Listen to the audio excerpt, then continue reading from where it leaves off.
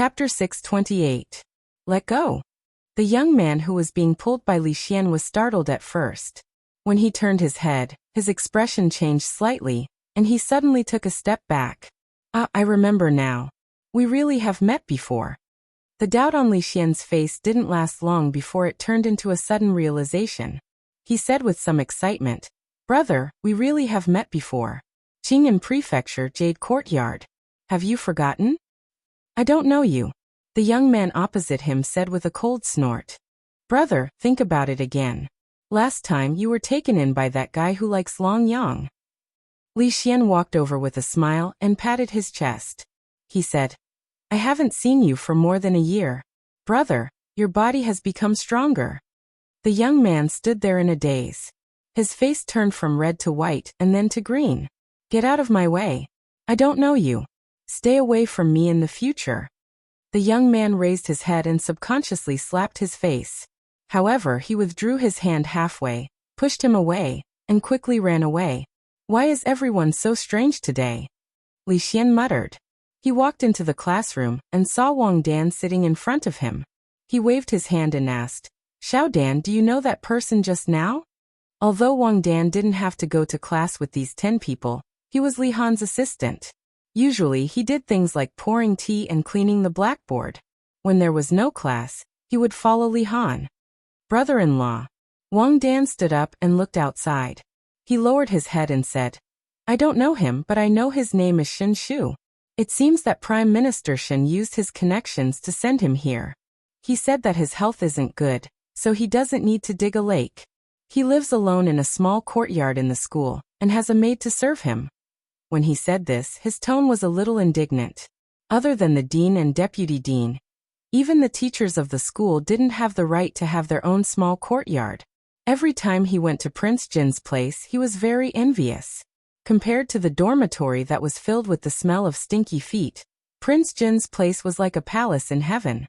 However, his grandfather was Prime Minister Shen, so it was not strange for him to have preferential treatment. If he had to lament, he could only lament that his father did not have that much face. "Prime Minister Shen, ah," Li Xian muttered. "Royal father and Lord Shen are very close friends. I have to ask him if there was any misunderstanding before. But I have never heard that Lord Shen has a son. Could it be that he is from the Shen family's side branch?" In a remote independent courtyard of the Arithmetic Institute, the young man's face was so red that it looked like it was about to drip blood. He gritted his teeth and said bitterly, Li Xian, I won't let you off." "Husband, Her Majesty the Empress has sent an invitation to invite me to attend the Glass Appreciation Conference tonight. Should I go?" Li Yi helped her put up her hair and said, "Forget it. Her Majesty the Empress has banquets all day long. It's enough to go once or twice. This time, we are just going to see a pile of sand. If you like, we can have the Glass Appreciation Conference at home every day." Among the socialites in the capital, the only one Rui was familiar with was Li Xian's Crown Princess. However, for a long time to come, Crown Princess would be the first person she was forbidden to meet. Therefore, it was better for her not to go to the Imperial Palace tonight. Rui nodded and said, "Then I won't go." Li Yi helped her put on the hairpin and nodded. "Well, you are not feeling well these days. You should rest at home." Then he seemed to think of something and asked, "Can a guru also feel unwell?" Rui shook her head and said, "No matter how good one's martial arts is, he is still human. Birth, old age, illness, and death is human nature. Father died of illness that year." "What inauspicious words are you talking about?" Li Yi gently patted her head and said, "I will go to the Imperial Palace early today to find the Imperial Physician, and ask him to come tomorrow."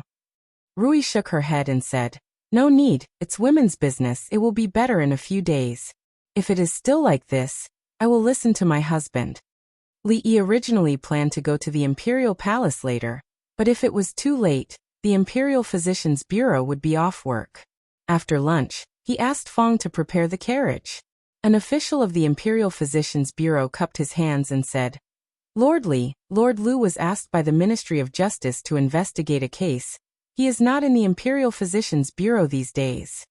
When Lord Lu comes back, please tell him to come to the Li Mansion in a few days." In the entire Imperial Physician's Bureau, Lu Jimin's medical skills were the most reliable to Li Yi, so he was not in a hurry to come. Lord Li, don't worry, I will tell Lord Lu this. The official of the Imperial Physicians Bureau knew the relationship between Lord Lu and Uncle Li, and the latter was also very famous in the Imperial Physicians Bureau, so he bowed and said. The Glaze Appraisal Conference was held in Chongyuan Palace, which was the largest palace in the Imperial Palace. It was usually used for big celebrations. This time, not only the officials and nobles were invited, but also dozens of monks. Except for Chongyuan Palace, the other palaces could not be used as it would affect the old emperor's ability to extort money. It was because of this reason that he made an exception and opened Chongyuan Palace. It was still early in the evening, and there was not enough time to go back. Li Yi showed his token at the gate of the Imperial Palace and walked into the Imperial Palace leisurely. After passing through the Morning Dew Palace, he saw a figure in a wide square behind him, and a sword was dancing. He casually sat down on the steps, wondering who was more powerful, the princess or Mississippi Lu. A sword shadow flashed in front of him and stopped 3 inches away from him. Emingzu sheathed her sword and sat next to him. She asked, "You will offend all the nobles in the capital." Li Yi had a thoughtful look on his face. He looked back at her and asked, "Between you and my second miss, who is more powerful?" Emingzu was startled. She said, "We fought, but there was no winner." Li Yi nodded and said, "The one who held the Glaze Appraisal Conference was His Majesty, and the one who sold the glaze was the Wang family. I just gave you a glaze statue. Father said that in a few days, you will use glaze to make tiles? Don't you think glaze tiles are very beautiful? The Wang family can help you for a while, but not forever. At that time, even the most stupid person will understand that this matter has something to do with you. And then, if you offend all the nobles in the capital, you will no longer have a foothold in the capital, and father will not be able to protect you. At that time, who cares?" Emingzi turned her head and looked at him. After a moment of silence, she suddenly said, "I want to eat egg fried rice." Her Highness wanted to eat egg fried rice, so the officials of the Catering Bureau began to panic. In another 2 hours, the Glaze Appraisal Conference would officially begin. They were about to make some pastries and vegetarian food for the guests, but the kitchen was occupied by the princess and Uncle Li. Both of them were frequent customers of the Catering Bureau, especially the latter, who was a nightmare for the Catering Bureau manager. Fortunately, they only occupied the kitchen for 15 minutes. After leaving the kitchen in a mess, they left in a carefree manner. The tiger's eyes were filled with tears, and his voice sounded like he was about to cry. "What are you waiting for? Hurry up and clean up." Morning Dew Hall. 2 plates of egg fried rice and a few side dishes were the two's supper. No wine. Emingzu frowned. "Make do." Li Yi shook his head. "Do you remember the first time we met?" "Yes, Arrestor Li. Manager Li, County Lieutenant Li, County Son Li, County Uncle Li. In a few days you will be County Marquis Li. In less than 2 years, you are the first since the founding of the country. From Arrestor Li to Princess Royal, you used even less time. Have you really made up your mind? Don't forget your original intention, only then will you succeed." "What's your original intention?" "Original intention?" Li Yi raised his head, smiled and did not speak. "Strange, won't he come tonight?" Outside Chongyuan Hall, Li Xian looked around and searched the crowd twice, and murmured with some doubts. The Chongyuan Hall hadn't opened yet, but there were already many people gathered outside the hall. He had gone to look for Li Yi just now, but he found out that Li Yi had entered the palace 4 hours ago. However, he couldn't find Li Yi even after looking inside and outside the palace. Several women walked past him. Li Xian was stunned for a moment, and turned his head, stared at one of the women, and said in surprise, "Miss, have we met before?" Chapter 629. Puffed. Before the woman could open her mouth, the other women beside her laughed. "Have we met somewhere before?" This sentence was not unfamiliar to them. Usually, those men who boasted of themselves as talented had already used this kind of trick. "Su, this young master is asking you a question." A woman pulled the woman's sleeve and teasingly asked. The woman called Su clenched her teeth and said, I have never seen him before. Let's go. Li Xian's face revealed a puzzled expression. This woman looked very familiar, but he couldn't remember where he had seen her before. Suddenly, an idea flashed in his mind and he suddenly said, "Do you have a brother called Xinshu?" A woman next to her asked. Su, do you have a brother called Xinshu in your family? No, this person might be sick. Let's go. The woman called Su glared at Li Xian and strode away. That's the crown prince we are talking about. Among the younger generation in the capital, only County Uncle Li is more outstanding than him. Su, you have to be careful with your words. It won't be good if someone hears you. A woman behind her looked back and reminded her. What 3 heroes of the capital? It's just a shameless pervert. Su's face revealed an embarrassed and angry expression. She lowered her voice and said in a low voice. But the second half of the sentence was very low. No one could hear it except for her. Outside the hall, Li Xian shook his head. He saw that the Chongyuan Hall had opened and the crowd began to pour in. He doubtfully said, "Is he really not coming today?" The Chongyuan Hall was a place where large-scale celebrations were held. The space inside the hall was extremely spacious. The crowd walked in from the outside and saw that the hall was brightly lit. There were tables that extended from the entrance to the innermost part of the hall. There were several palace guards guarding around each table.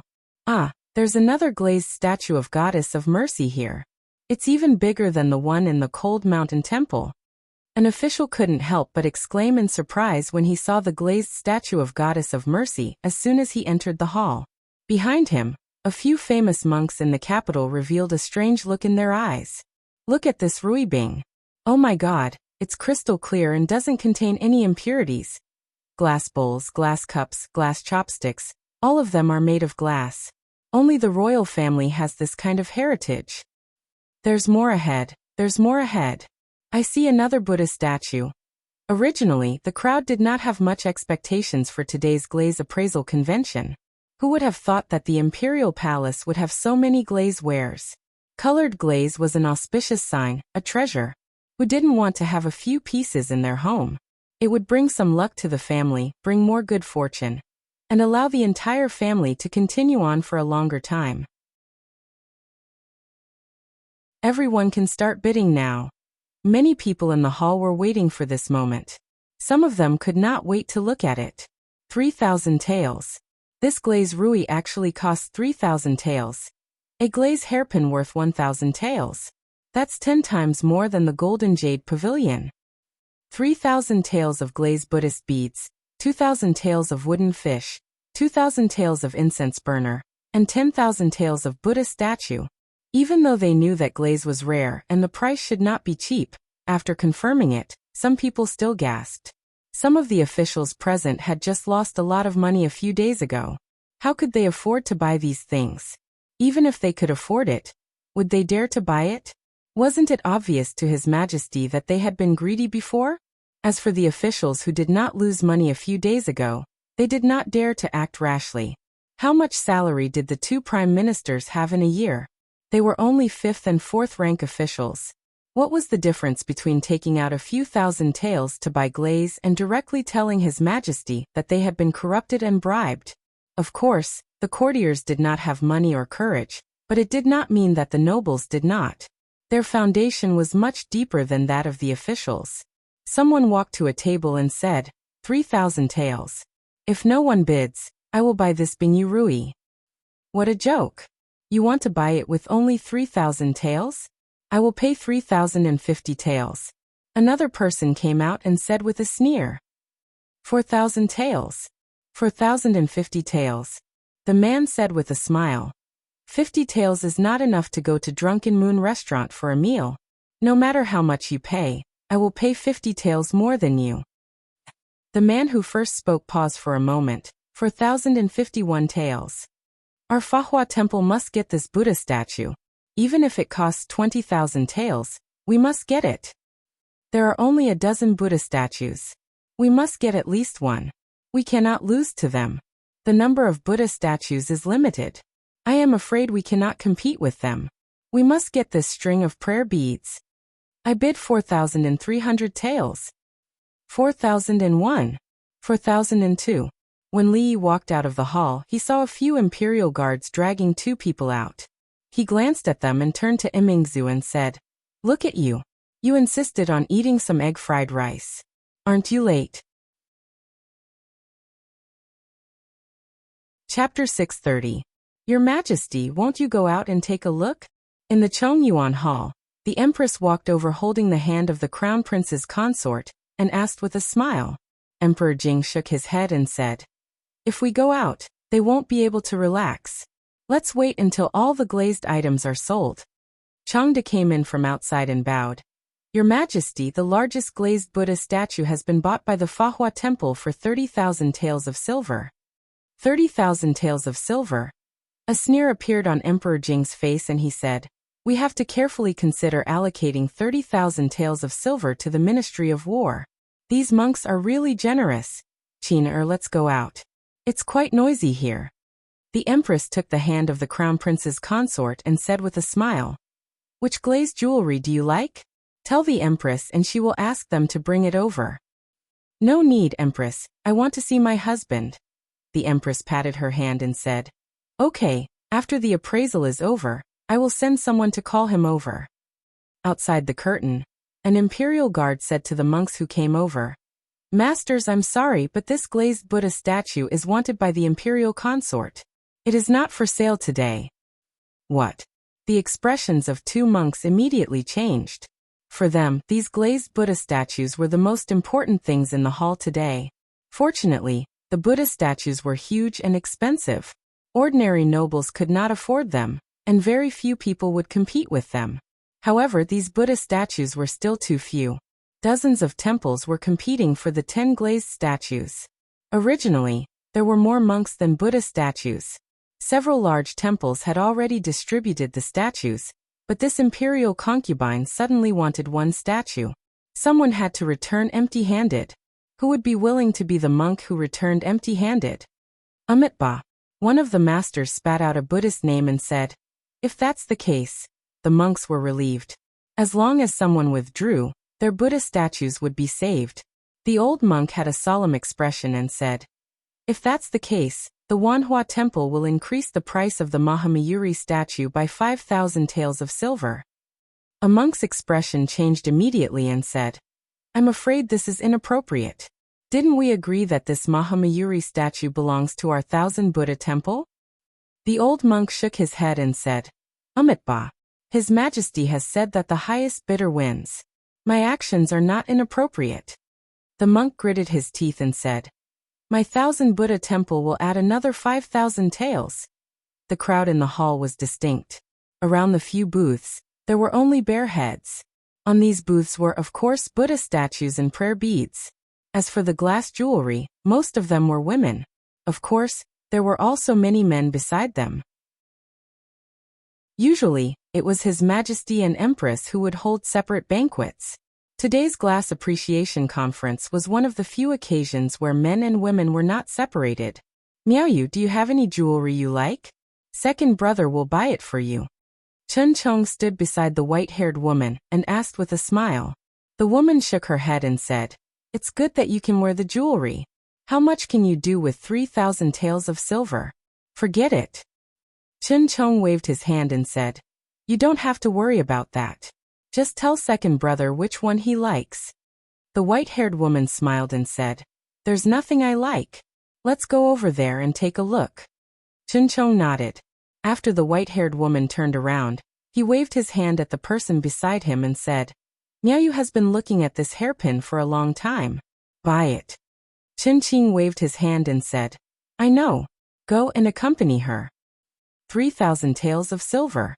3,500 taels of silver.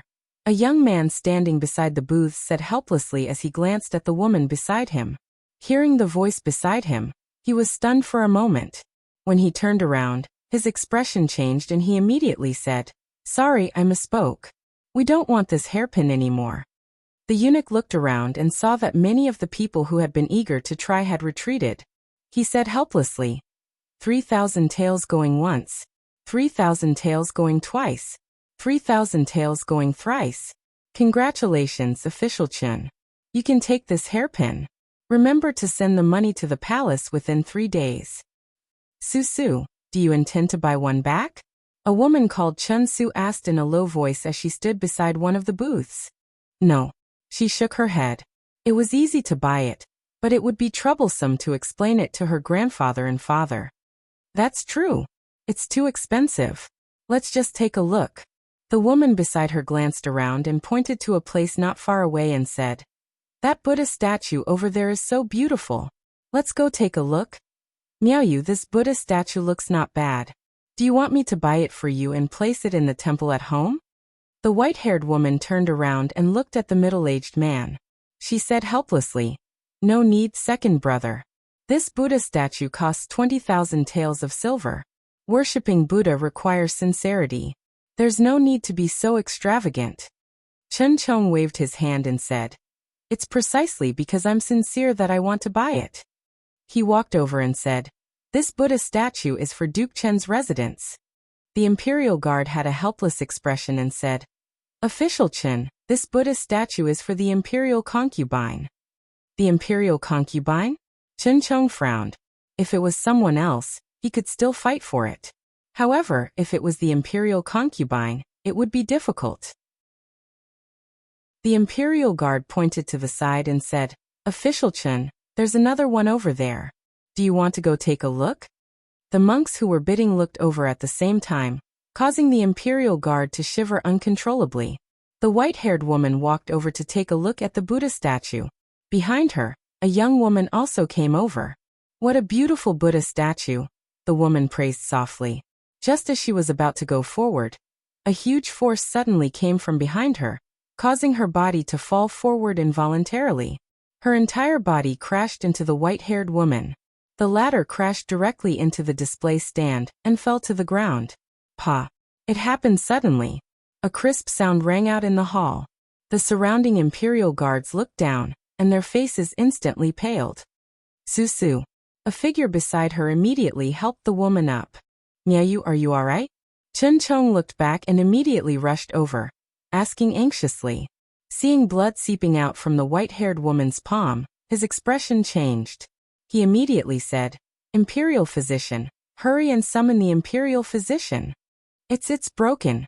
An imperial guard looked at the shattered Buddha statue on the ground. His face was pale and bloodless as he spoke in a trembling voice. A glass statue worth 20,000 taels of silver had been shattered, and it was even one personally appointed by the imperial consort. As imperial guards in charge of guarding it, who could bear this responsibility? The woman called Su's face also paled. She hurriedly went to the white-haired woman's side and said, I'm sorry, I'm really sorry. Are you all right? Imperial physician, where's the imperial physician? Chen Chong pushed the woman away. His eyes were bloodshot as he roared. A figure walked out from the crowd. He squatted down and picked up the white-haired woman's hand to take a look. He said, It's just a light cut. It's not a big deal. Li Yi turned back to look at Mingzhu and asked, Do you have a clean handkerchief? I do. The woman called Su immediately took out a handkerchief from her bosom. Li Yi picked out a few extremely small pieces of glass and bandaged it for her. He said, In a while the imperial physician will come. After he cleans the wound, use a clean gauze to bandage it again. Remember not to touch water for the next few days. Chen Chong glanced at Li Yi. His expression turned cold, but he didn't say anything. He stood up, looked at the woman and asked, What were you doing just now? The woman called Su's face paled. She was shaken by his aura and couldn't speak. Lord Chen is a dignified imperial censor. Why would you bully a weak woman? Li Xian raised his eyebrows. Since this woman was very likely Shen Shu's younger sister and a member of the Shen clan, he naturally couldn't remain silent. Chapter 631. Imperial consort Cui could not be offended by the Chen family. Ningguang was far away in Qing Prefecture. He looked like an idle prince, but in reality he could not be offended. Chen Chong glanced at Li Xian and did not speak. The glass statue was broken because of that woman. Countless people saw it with their own eyes. Whether it was His Majesty or Imperial Consort Cui, they would not easily let this matter go. He turned to look at the white-haired woman and asked with concern, Miao, are you okay? I'm fine. The white-haired woman's face was a little pale as she shook her head. At this time, countless people had gathered around. This is the Medicine Buddha statue just now? Ba Medicine Buddha, please don't blame. Sinful. There was a group of monks standing by just now. At this time, looking at the fragments on the ground, their faces were full of sorrow and regret. That Buddha statue was Medicine Buddha, also known as Medicine Buddha. Medicine Buddha was the leader of the Eastern world of clear glass. However, at this time, it had turned into glass fragments on the ground.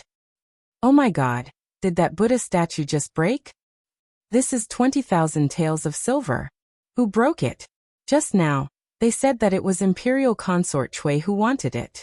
This is terrible.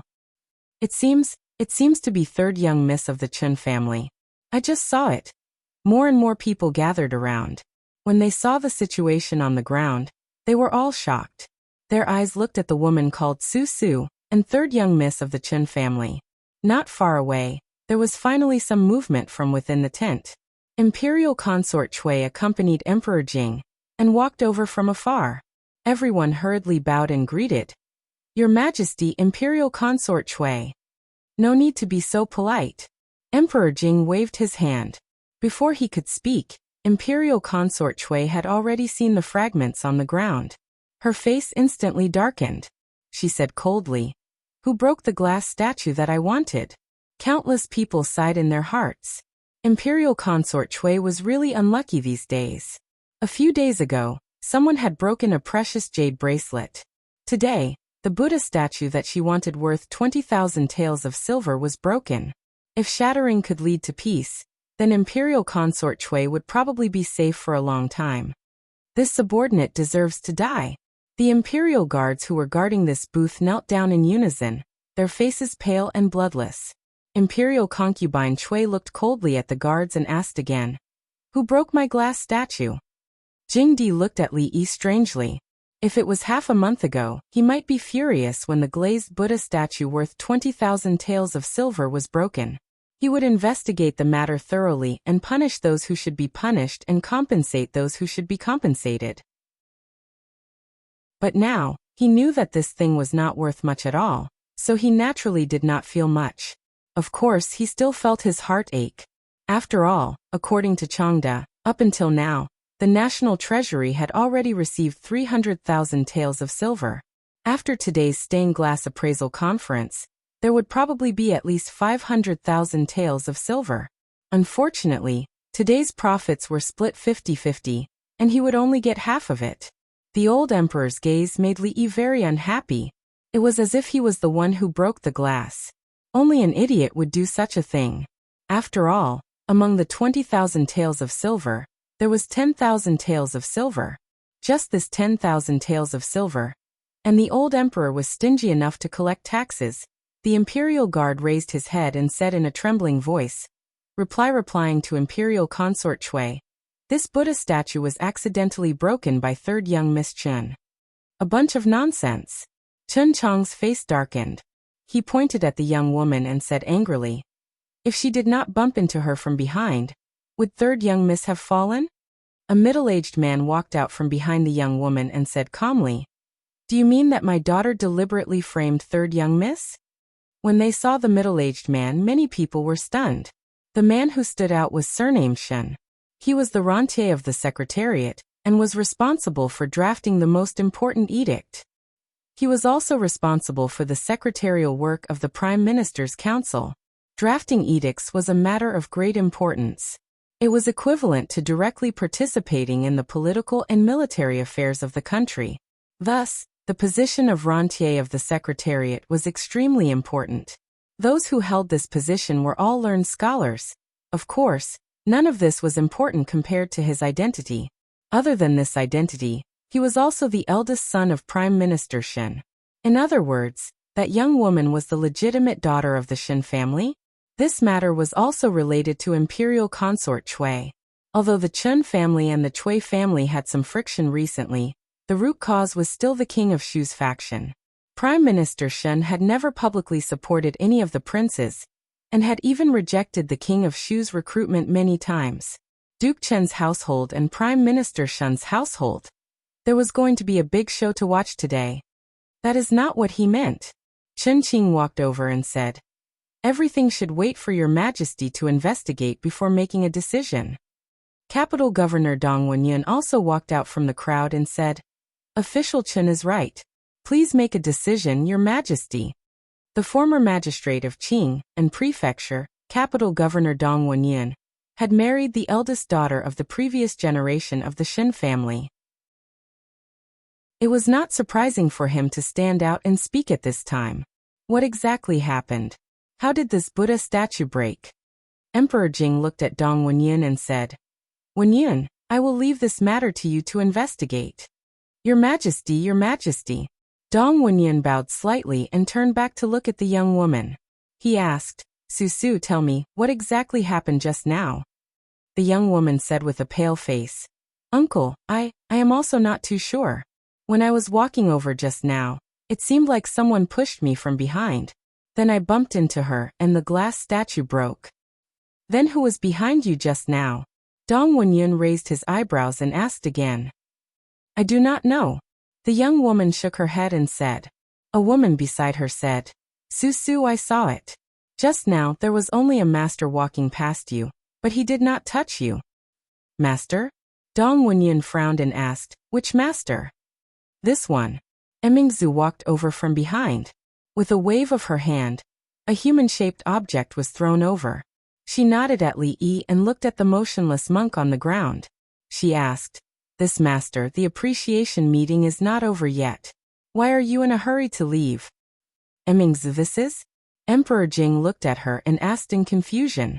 Emingzu replied, "Father, when I came in just now, I happened to see this master sweep Miss Shen with his sleeve." "Sweeping someone and pushing them out?" A man beside her had a look of disbelief. Emingzu casually waved her sleeve and lightly brushed the man's shoulder. He couldn't help but take a few steps back with a horrified expression on his face. Seeing this scene, many people immediately thought of the scene where the princess and the people of the Qi kingdom had a duel and discreetly distanced themselves from her. Ba. The monk chanted the name of Buddha and said, "Your Highness's martial arts are excellent. I am ashamed of my inferiority. However, I do not know martial arts and do not have the strength of your Highness. I also do not have the ability to push this lady out with a wave of my sleeve."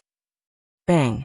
Suddenly, the monk's expression changed, and he suddenly swung his kasaya to shatter a glass statue that was smashing towards his head.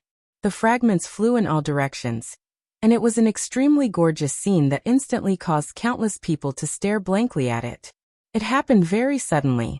From the moment a glass statue smashed the monk's head to the moment the monk attacked, it only took a moment. It was so fast that no one could react. The hall was strangely quiet. At this moment, Li clapped his hands and looked at the monk. He said apologetically, "Sorry, my hand accidentally slipped. Master, what did you want to say just now? Please continue." Chapter 632. The hall continued to be quiet. The monk raised his head to look at Li Yi, sighed softly, and slowly lowered his head. Some of the more timid women had turned pale with fright when they saw that scene. That glass statue was more than a foot tall. Moreover, it had been smashed with such force. So if it had fallen on the monk's head, then it would have been a bloodbath in the Chongyuan Palace. Then they thought of something. Just now, the monk clearly said that he didn't know martial arts, but if he didn't know martial arts, how could he smash the glass statue with just his sleeves? The scene just now surprised them even more than Princess Royal Xiaolu's move. However, how did County Uncle Li know that the monk knew martial arts? If he really didn't know, wouldn't he have smashed someone to death just now? Moreover, what he had just smashed was another glass statue. Ba. Several monks who had already bought the glass statue looked at the debris on the ground and sighed. Their faces showed that they had nothing left to live for. The corner of Jingdi's mouth twitched, and his face showed a painful expression. This was another glass statue. After being smashed like that, at least 20,000 taels of silver disappeared. Chen Chong was stunned for a moment. He pointed at the monk on the ground and said angrily, "Old monk, you still say that you don't know martial arts? Take him." Jingdi waved his hand, and immediately 2 imperial guards came forward to seize the monk. Imperial concubine Chui's face turned cold. She looked at Li Yi and asked, "Who told you to smash that glass statue?" Only then did everyone react. The old monk's lie had been exposed, but wasn't the price he had to pay a little too high? A glass statue. If they remembered correctly, this glass statue was sold for nearly 30,000 taels of silver. In other words, with County Uncle Li smashing it, 30,000 taels of silver was gone. Even if the glass statue had nothing to do with them, they couldn't help but feel distressed at this moment. Before Li Yi could speak, the capital governor, Dong Wenyuan, came out and said, "Your Majesty, in order to expose this monk's lie, County Uncle Li was anxious and smashed this glass statue. It's understandable. County Uncle Li's quick wit, this Shen admires." The man surnamed Shen said, "What Lord Dong said makes sense. County Uncle Li was just anxious. At the end of the day, the responsibility lies with the monk." If Dong Wenyuan and Shen Xiu had stepped forward because County Uncle Li had helped Shen Su out of trouble, then Chen Qing's words had surprised everyone. Chen Qing, who represented the Chen clan, was actually publicly opposing the imperial consort? "Your Majesty, in my opinion, this monk is the culprit. These 2 Buddha statues should be put on his head." Another person walked out from the crowd and said with a smile. Seeing that even the head of the Wang family stood out, many people were shocked. Old General Shui's rough voice was heard after a while. "Your Majesty, it's better to ask this old monk what he's up to before punishing him for his crimes. It won't be too late to ask for compensation."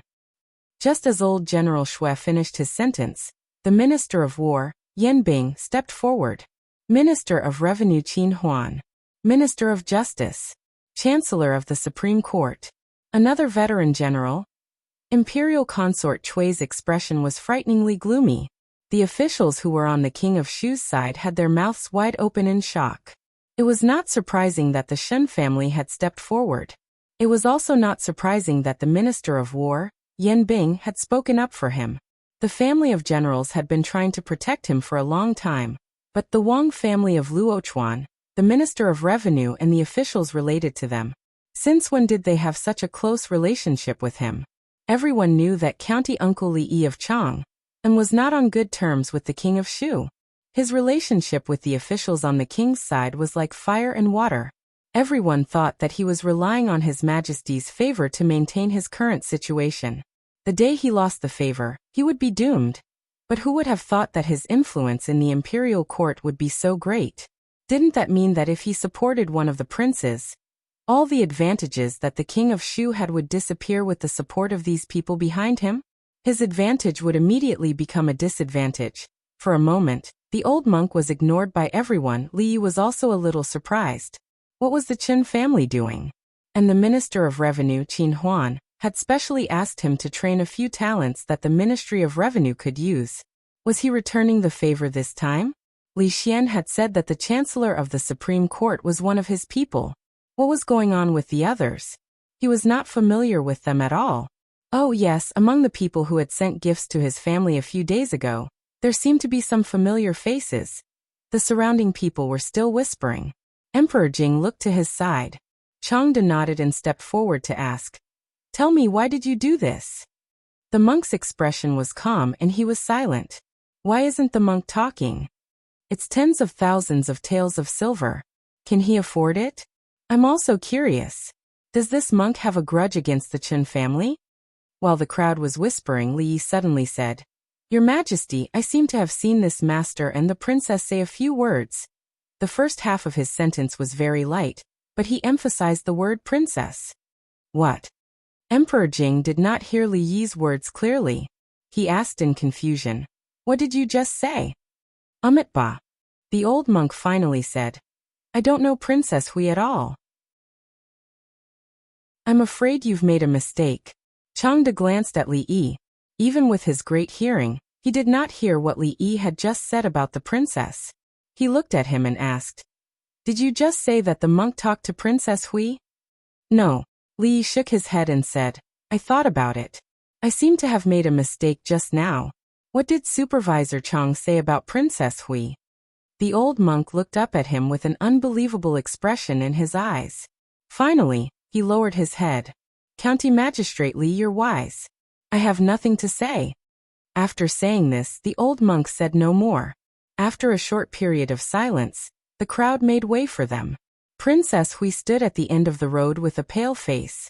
Empress, I'll leave this matter to you. Emperor Jing said lightly, glanced at Li Yi, and said, come with me. Watching Emperor Jing walk to the back hall, Li Yi shook his head and followed. This time, the Chun family does not owe you. When he walked past Chun Chong, he glanced at Li Yi and said in a low voice.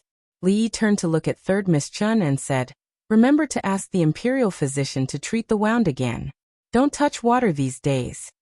Watching his back disappear, several officials in the crowd gathered together with a slightly gloomy face.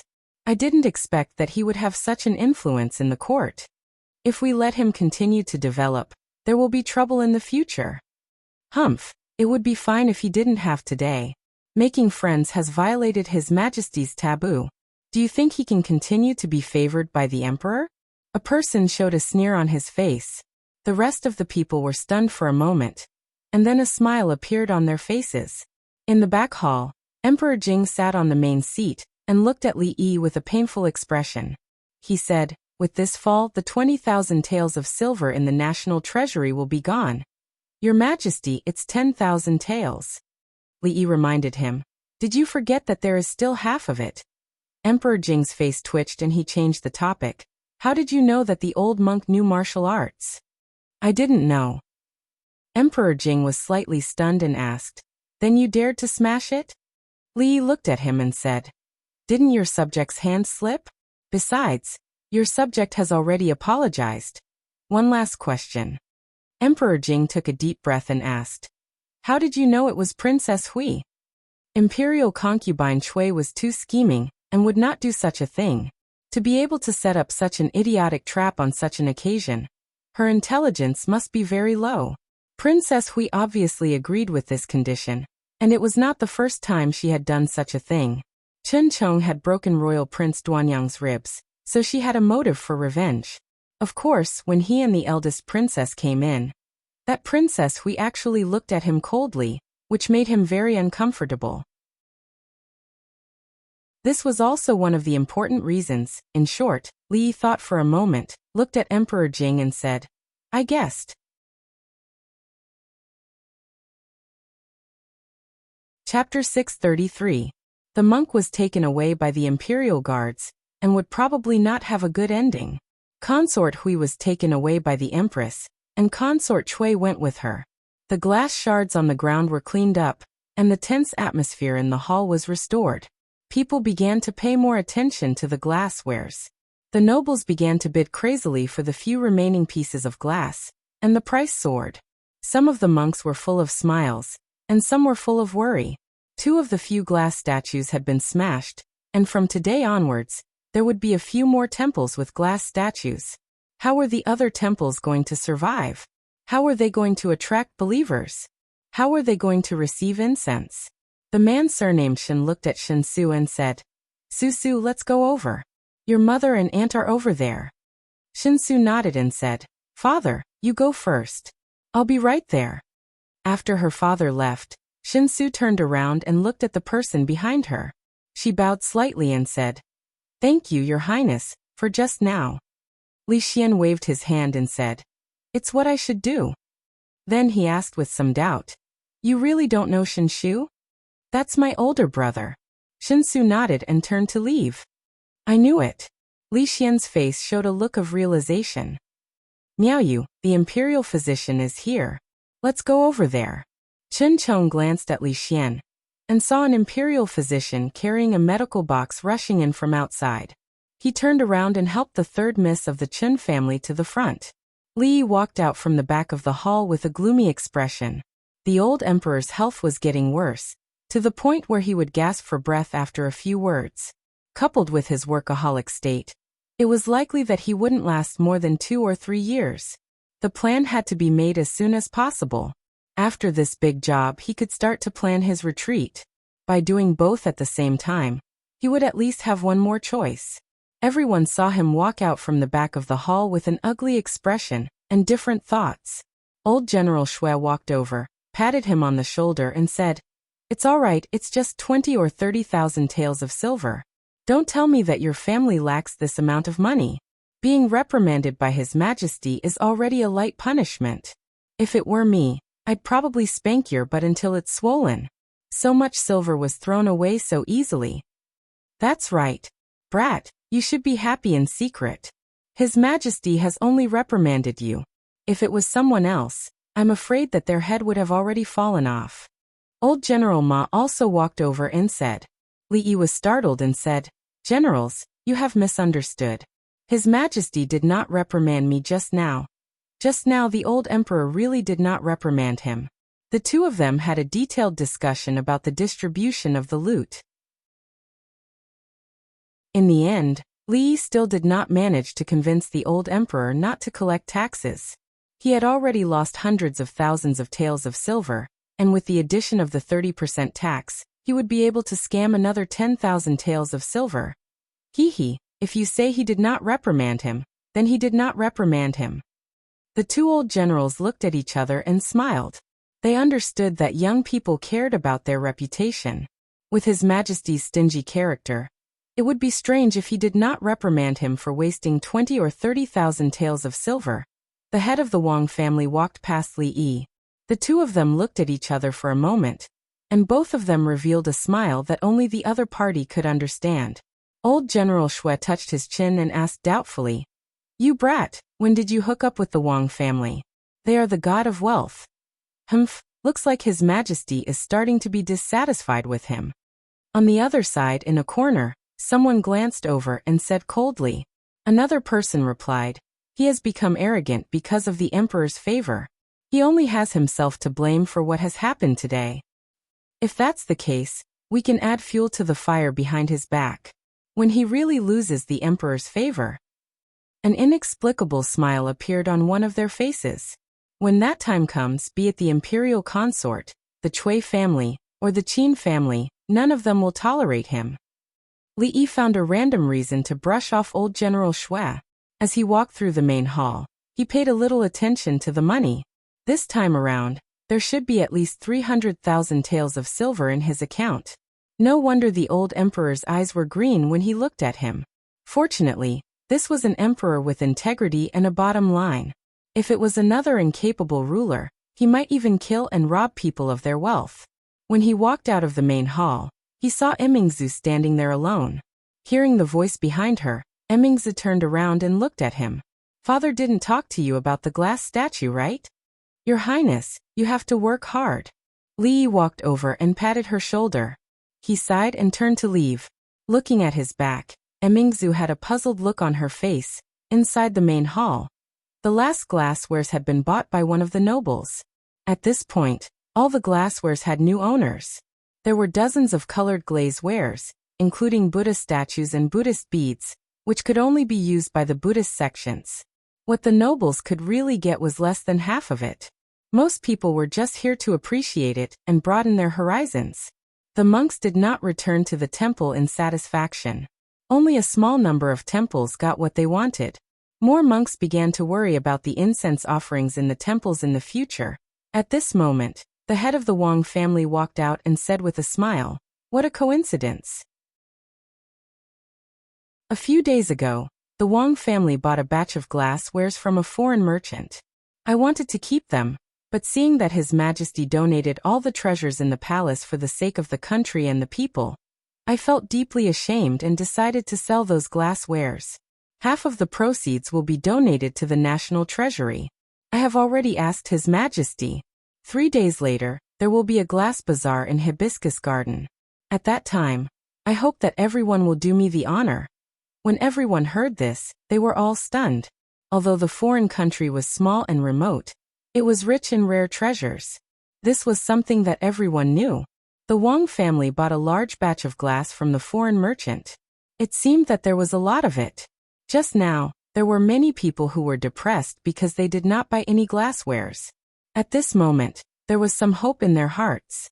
If there was a large batch of glasswares, then wouldn't their chances of getting it be very high? May I ask Brother Wang, how many glasswares does the Wang family have? A middle-aged man stood up and asked. The head of the Wang family smiled and said, "It will definitely satisfy everyone present." This explained a lot. A monk asked, "May I ask if there are any glass Buddha statues?" "That foreign country is far away overseas. It is a Buddhist country." The head of the Wang family only finished half of his sentence. The faces of countless monks were glowing. This sentence meant that there were not only Buddha statues, but there were a lot of them. All the merchants in the capital knew that the foreign merchants were their god of wealth. The things they brought were precious and not expensive. If they were sold, they could make a profit of 10 times or even dozens of times. It was a pity that foreign merchants were hard to come by. County Uncle Li met one and gave the princess a statue.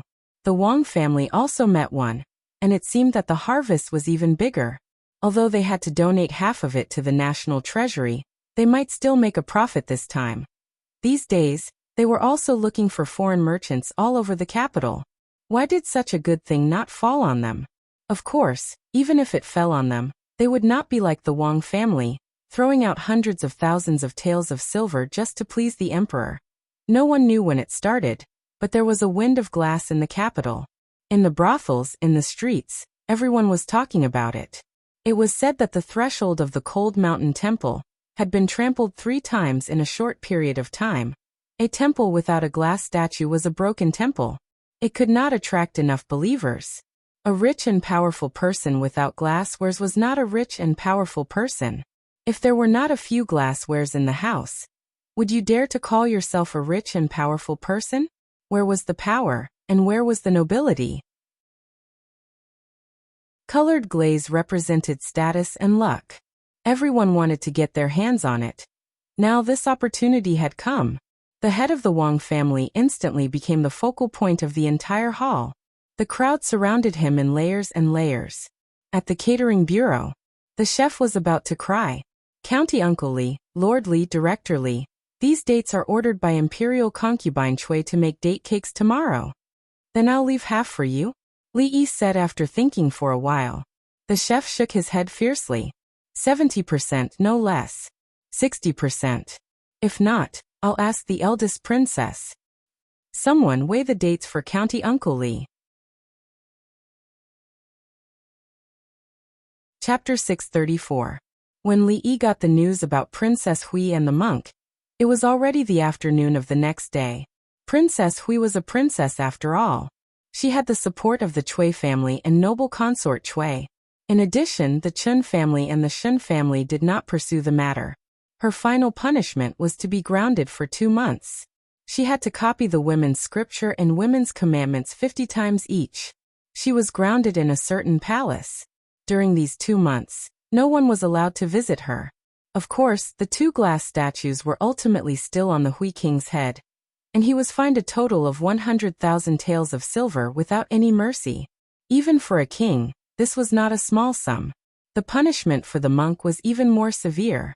In order to reduce the number of people killed, the old emperor was not willing to kill for the next 2 years. Usually, he would be released after a few hundred years in prison. Of course, during the period of prison, those who had money and those who had strength and power could save a few years of prison time. This was just a small accident, and did not affect the overall situation. The Wang family's colored glaze bazaar would be held as scheduled in 2 days. The location would be in Lotus Garden. From today onwards, the news would spread throughout the entire capital. This time, there would be more dignitaries and monks. Even the wealthy merchants in the capital who were not of high status, but had a lot of silver would be invited. With such a large scale and lineup, everyone couldn't help but wonder how much glass the Wang clan had bought from the foreign merchants. Why hadn't they heard anything about it before? The entire capital was searching for foreign merchants, but those people seemed to have suddenly disappeared without a trace. Everyone could only first set their sights on the Wang family's glaze bazaar in 2 days' time. Li Yi's gaze fell on Mississippi Lu. Out of money again? He almost jumped out of his chair and asked, "It's only been a few days. 4,000 taels of silver is gone. What did you use the money for?" Mississippi Lu hugged her sword and said, "You were the one who said I was recruiting soldiers. Did you really use it to recruit soldiers?" Li Yi was skeptical. "Money can make the world go round. This is what you said." Mississippi Lou looked at him and said, "Of course I need more money to recruit soldiers." "How much do you need this time?" Li thought for a while and asked. If it was used for serious matters, he would not be stingy. 3,000 taels. Li thought about it and said, "I'll give you 100,000 taels." "How much?" Mississippi Lou put down her sword and looked at him. 100,000. Li repeated. Money was made to be spent.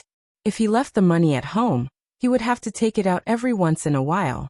In any case, there would be a large sum of money coming in 2 days, so he might as well be generous all at once. Mississippi Lou looked wary and asked, "Did you do something behind my back?" Li was startled for a moment. Then he waved his hand and said, 3,000 taels, go to the accountant and get it yourself. Until now, Li had no idea how bold Mississippi Lou was. Even if she was given 1,000,000 taels of silver, she could spend it all in a short time, let alone 100,000 taels of silver. However, at the moment, he did not know what kind of monster would be created in the future because of this 100,000 taels of silver and a generous chief of Wulin. When Mississippi Lou was about to go to the accountant, Li waved his hand and said, "Just in time, the organization has a new task for you to complete." Golden Jade Pavilion was the largest jewelry shop in the Jing Kingdom, mainly selling jewelry and precious utensils. It had branches in all the states and capitals of the Jing Kingdom. Although it was not explicitly stated, everyone knew that the one who controlled Golden Jade Pavilion behind the scenes was the famous Cui family. The capital was the gathering place of the powerful officials and rich businessmen in the Jing Kingdom, so the Cui family attached great importance to this place. The shopkeeper of Golden Jade Pavilion in the capital was a core member of the Cui family, who was good at business. A young man went around to the back room and said to a middle-aged man who was sitting there and sipping tea, "Third uncle, today someone came to ask if we have any colored glaze wares here. There are 2 pieces in the warehouse, and they offered a high price. Why don't we sell them?" "What do you know?" The middle-aged man put down his teacup and said, "His Majesty has just held a colored glaze appreciation conference, and the Wang family will also sell a lot of colored glaze. At that time, most people will have colored glaze in their hands. What will those who didn't get it think?" The young man asked doubtfully. "The rarer something is, the more expensive it is. At that time, won't the price of colored glaze drop?" "The rarer something is, the more expensive it is, but the supply of colored glaze cannot meet the demand. How can the price go down?" The middle-aged man smiled and said, "At that time, those people will only be more crazy." When the young man was about to ask, he suddenly frowned and turned around to have a look. There was a noise coming from the front hall. "Second uncle, I'll go to the front to have a look," the young man said and strode forward. "Get out of here, you beggars. Don't disturb the business of Golden Jade Pavilion." A shop assistant of Golden Jade Pavilion said impatiently, "If you don't get out of here, I won't be polite." In front of him stood a few strangely dressed, ragged people. "What's going on?" The young man walked out from the back and asked with a frown. Seeing the young man come out, the shop assistant immediately put on a flattering smile and said, "Young master, there are a few beggars. I'm going to drive them out. There are guests coming in. Go and do your work. I'll talk to them." Seeing someone coming in, the young man pointed at him and said, "Young master, these people." The shop assistant seemed to want to say something. "Go." The young man waved his hand, and the shop assistant had to leave. The young man looked at those people and said, "You beggars, there's nothing here for you. Go quickly." The beggar in the front looked at him and seemed to be a little anxious.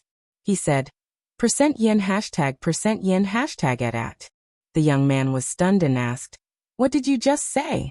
%yen %yen #at. The expression on the man's face became more anxious. The young man finally realized something, and a trace of anger appeared on his face. He said, "Bastard, how dare you tease me? Someone drive them out." "Wait." A voice suddenly came from behind. The middle-aged man came forward and looked at those people suspiciously. He asked, "Are you from a foreign country?" Then he seemed to realize something and asked again, "Do any of you understand Chinese?" Behind them, a man with messy hair and a somewhat thin body walked out. His appearance was obviously different from ordinary people. He stuttered and said, I understand a little. Your words. Are you from a foreign country? The middle-aged man asked with a trace of joy on his face. No. The man opposite him showed a proud expression and said, We are from the Great Britain and Northern Ireland Union, United Kingdom, the Unsetting Sun Empire. The middle-aged man's face was filled with excitement. He didn't care whether these people were from the Kingdom of Madness or the Kingdom of the Unsetting Sun.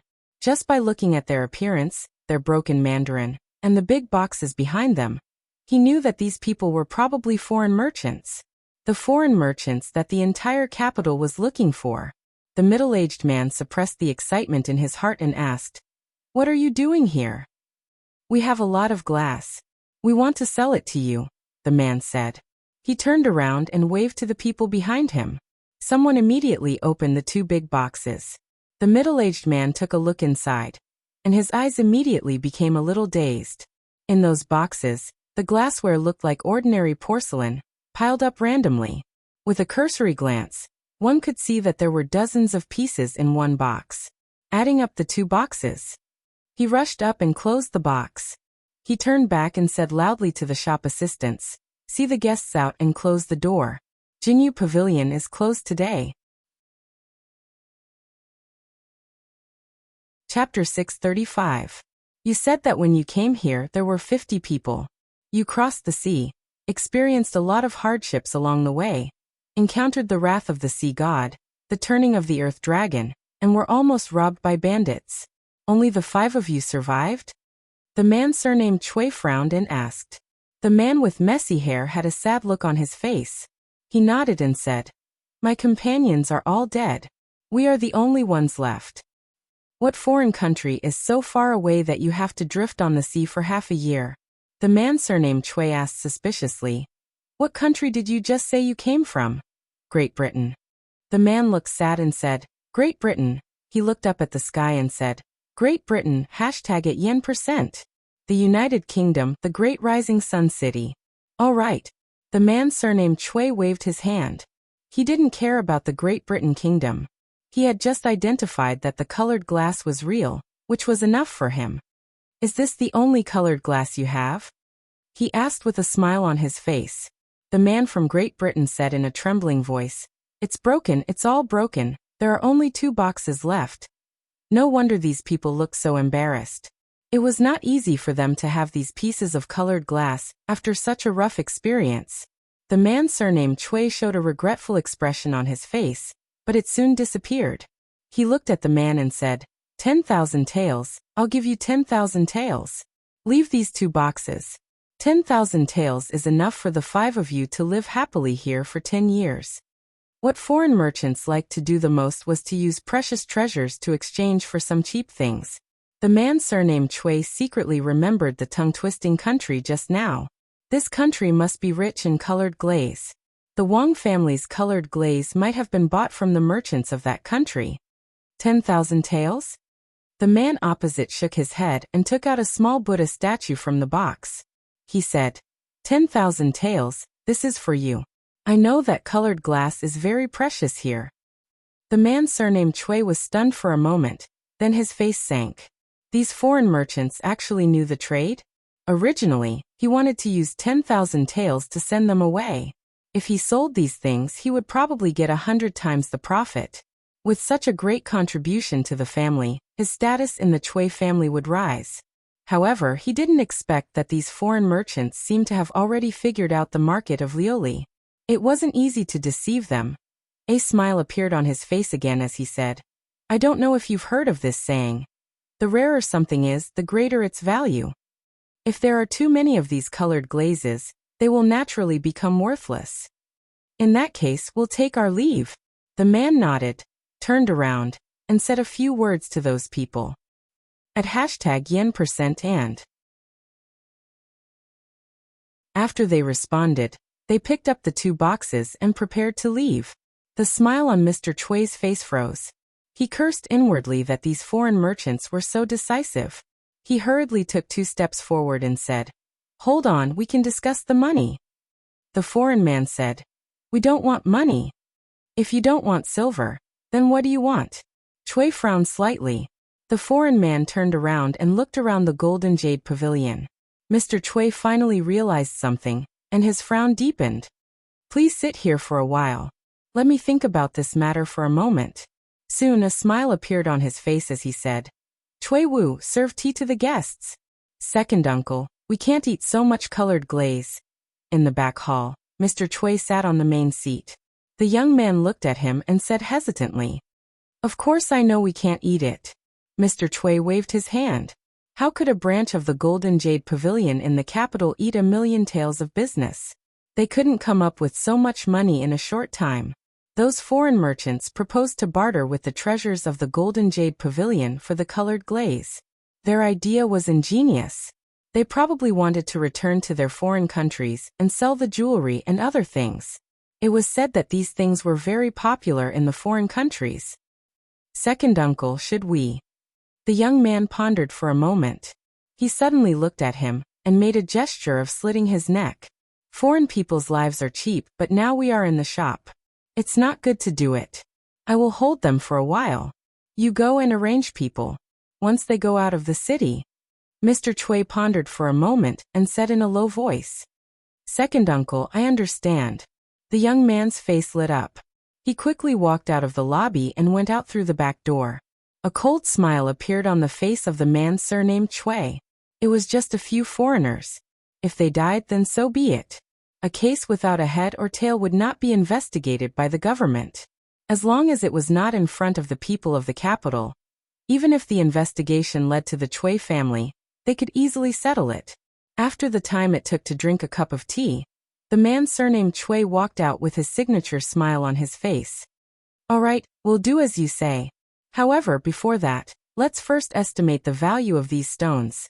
An hour later, several people with disheveled hair and ragged clothes came out of the Golden Jade Pavilion in the capital. Each of them carried a bulging bag, and soon disappeared in the crowd. Inside the Golden Jade Pavilion, several assistants looked at the shelves around them. Just now they were full of goods, but now they were empty. They looked at the dazzling colored glaze in the two boxes. It was hard to describe their feelings. After asking people to move the two boxes away, Mr. Chui came to the back hall and suddenly said, Is it all arranged? It's all arranged. I sent 20 good men to follow them. As long as they go out of the capital, they will be killed immediately and our goods will be taken back. Mr. Chui nodded and sat back in the main seat. After taking a sip of tea, a strange smile appeared on his face. At the gate of the city, several men in ragged clothes like beggars and carrying a few big bags went out of the city.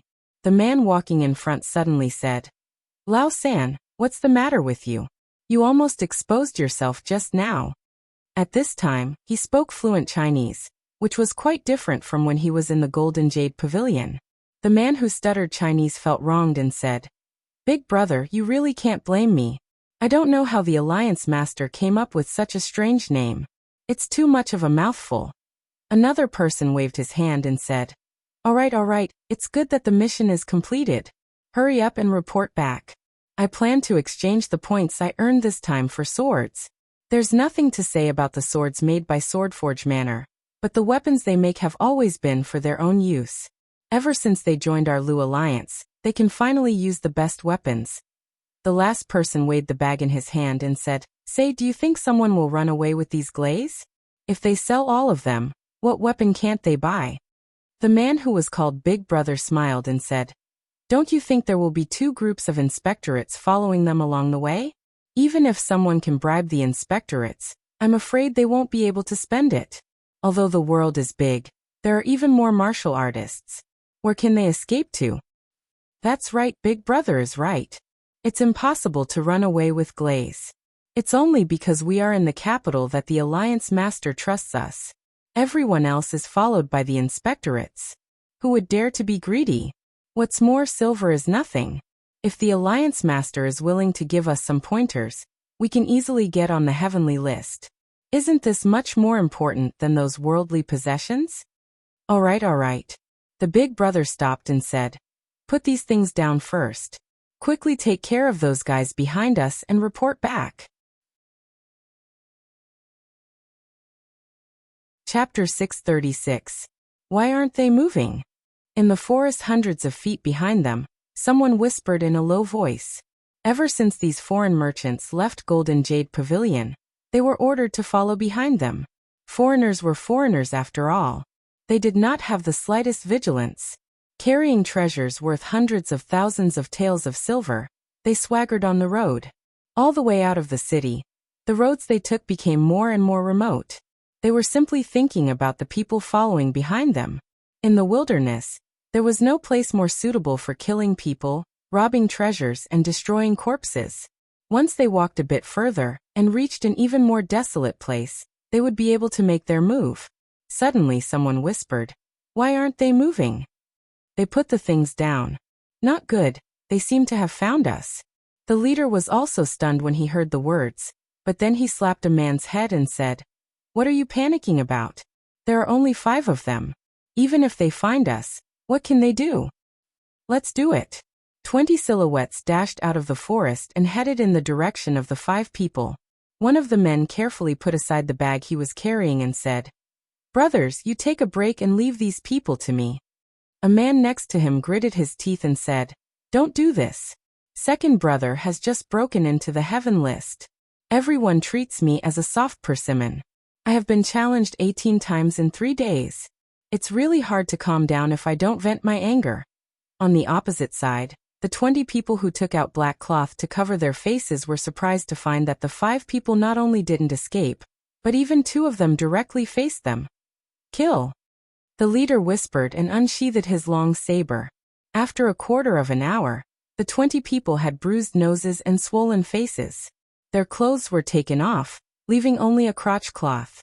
They were tied to the tree with their hands behind their backs. Their faces were extremely pale, and their expressions were of horror and despair. Spare my life." They watched as the foreigners tore off their loincloths. They seemed to have thought of something, and their foreheads were drenched in sweat. "You don't talk about morality." One of the foreign men looked at them and stammered a few words. He patted the long saber in his hand, which made everyone's heart tremble. "Big brother, why didn't you just kill them just now?" A slightly younger man quickly stepped forward from the forest and asked. The man shook his head and said, 20 lives, the government will definitely investigate to the end. If they find something, won't it cause trouble for the Alliance Master? Don't worry, after losing so much face, these people definitely won't make too much noise." They got lucky. The conversation died down, and the footsteps gradually faded away.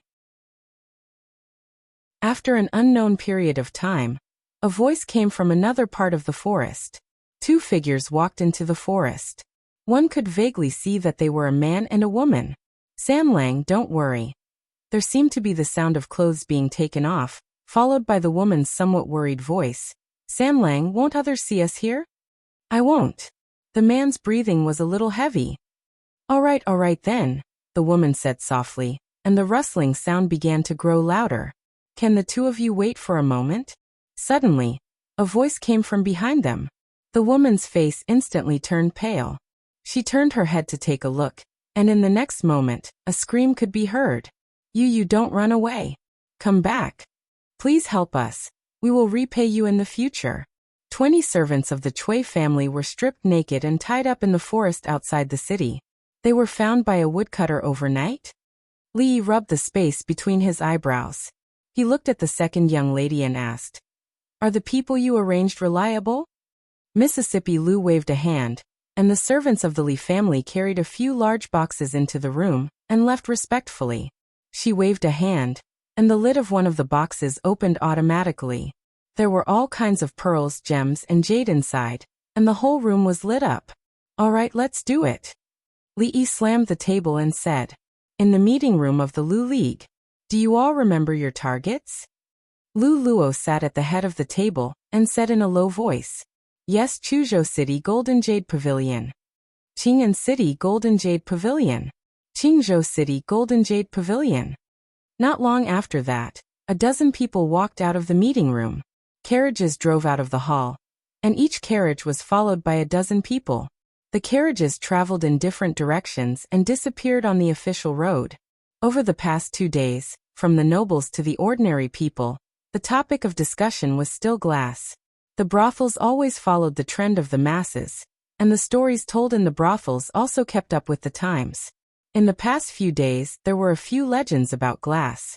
For example, in the journey to the west, Monk Sha used to be the curtain-lifting general in the heavenly court, but he was banished from the heavenly court because he broke a glass lamp belonging to the Queen Mother of the West.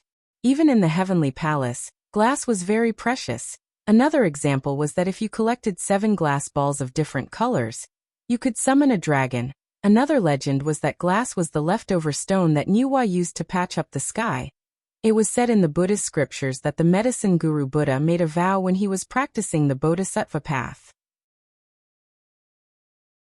He wished that his body would be as clear and pure as glass, and that he would use the power of the fire net to purify the suffering of all living beings. Of course, the nobles rarely went to the brothels to listen to such stories. What they cared about was the Wang family's glass bazaar tomorrow. In the main residence of the Chui family in Jing City, 20 people knelt on the ground with their heads lowered, and their faces were pale. The man with the surname Chui yelled, "20 of you can't beat 5 of them?" The leader of the group didn't dare to say that the other party had only sent 2 people. So he lowered his head and said, "Second Lord, we didn't know that those foreign merchants were all powerful martial artists." The man with the surname Chui's face was dark. If the glass balls weren't real, they wouldn't have lost anything. We've underestimated those foreign merchants. He looked at the group of people kneeling on the ground and said coldly, "Go and receive your punishment." In a manor outside the capital, 2 men in purple stood at the front, and behind them were 10 men in blue and yellow. They all knelt on the ground and said loudly, "Welcome, Your Highness." The middle-aged Taoist nun slowly floated down from the sky and walked into the yard. A man in purple tore off the red cloth covering something in the yard, pointed to a towering white jade statue below, and said, "Your Highness, this was carved by a skilled stonemason under my command. It took me 3 months to carve it. It will definitely." The middle-aged Taoist nun glanced at him and asked, "I heard that many temples in the capital have glass Buddha statues?" The man in purple was stunned and said, "Your Highness, it is true. I've also thought that if I can also make a glass statue for Your Highness, I'm afraid it will attract countless believers. But except for the glass guanyin statue that the Cold Mountain Temple got from foreign merchants, and the glass statue that the County Count of Chang and gave to the eldest princess, the others are all from the Imperial Palace, and we can't get in touch with them. I've also sent people to find foreign merchants, but so far they have found nothing. However, the Wang family of Luochuan is holding a glass bazaar in Hibiscus Garden tomorrow, and we will also participate. We will definitely find enough glass to make a statue for Your Highness." "The County Count of Chang'an?" The Taoist nun frowned. "Yes, the County Count of Chang and Li Yi." The man in purple nodded and said,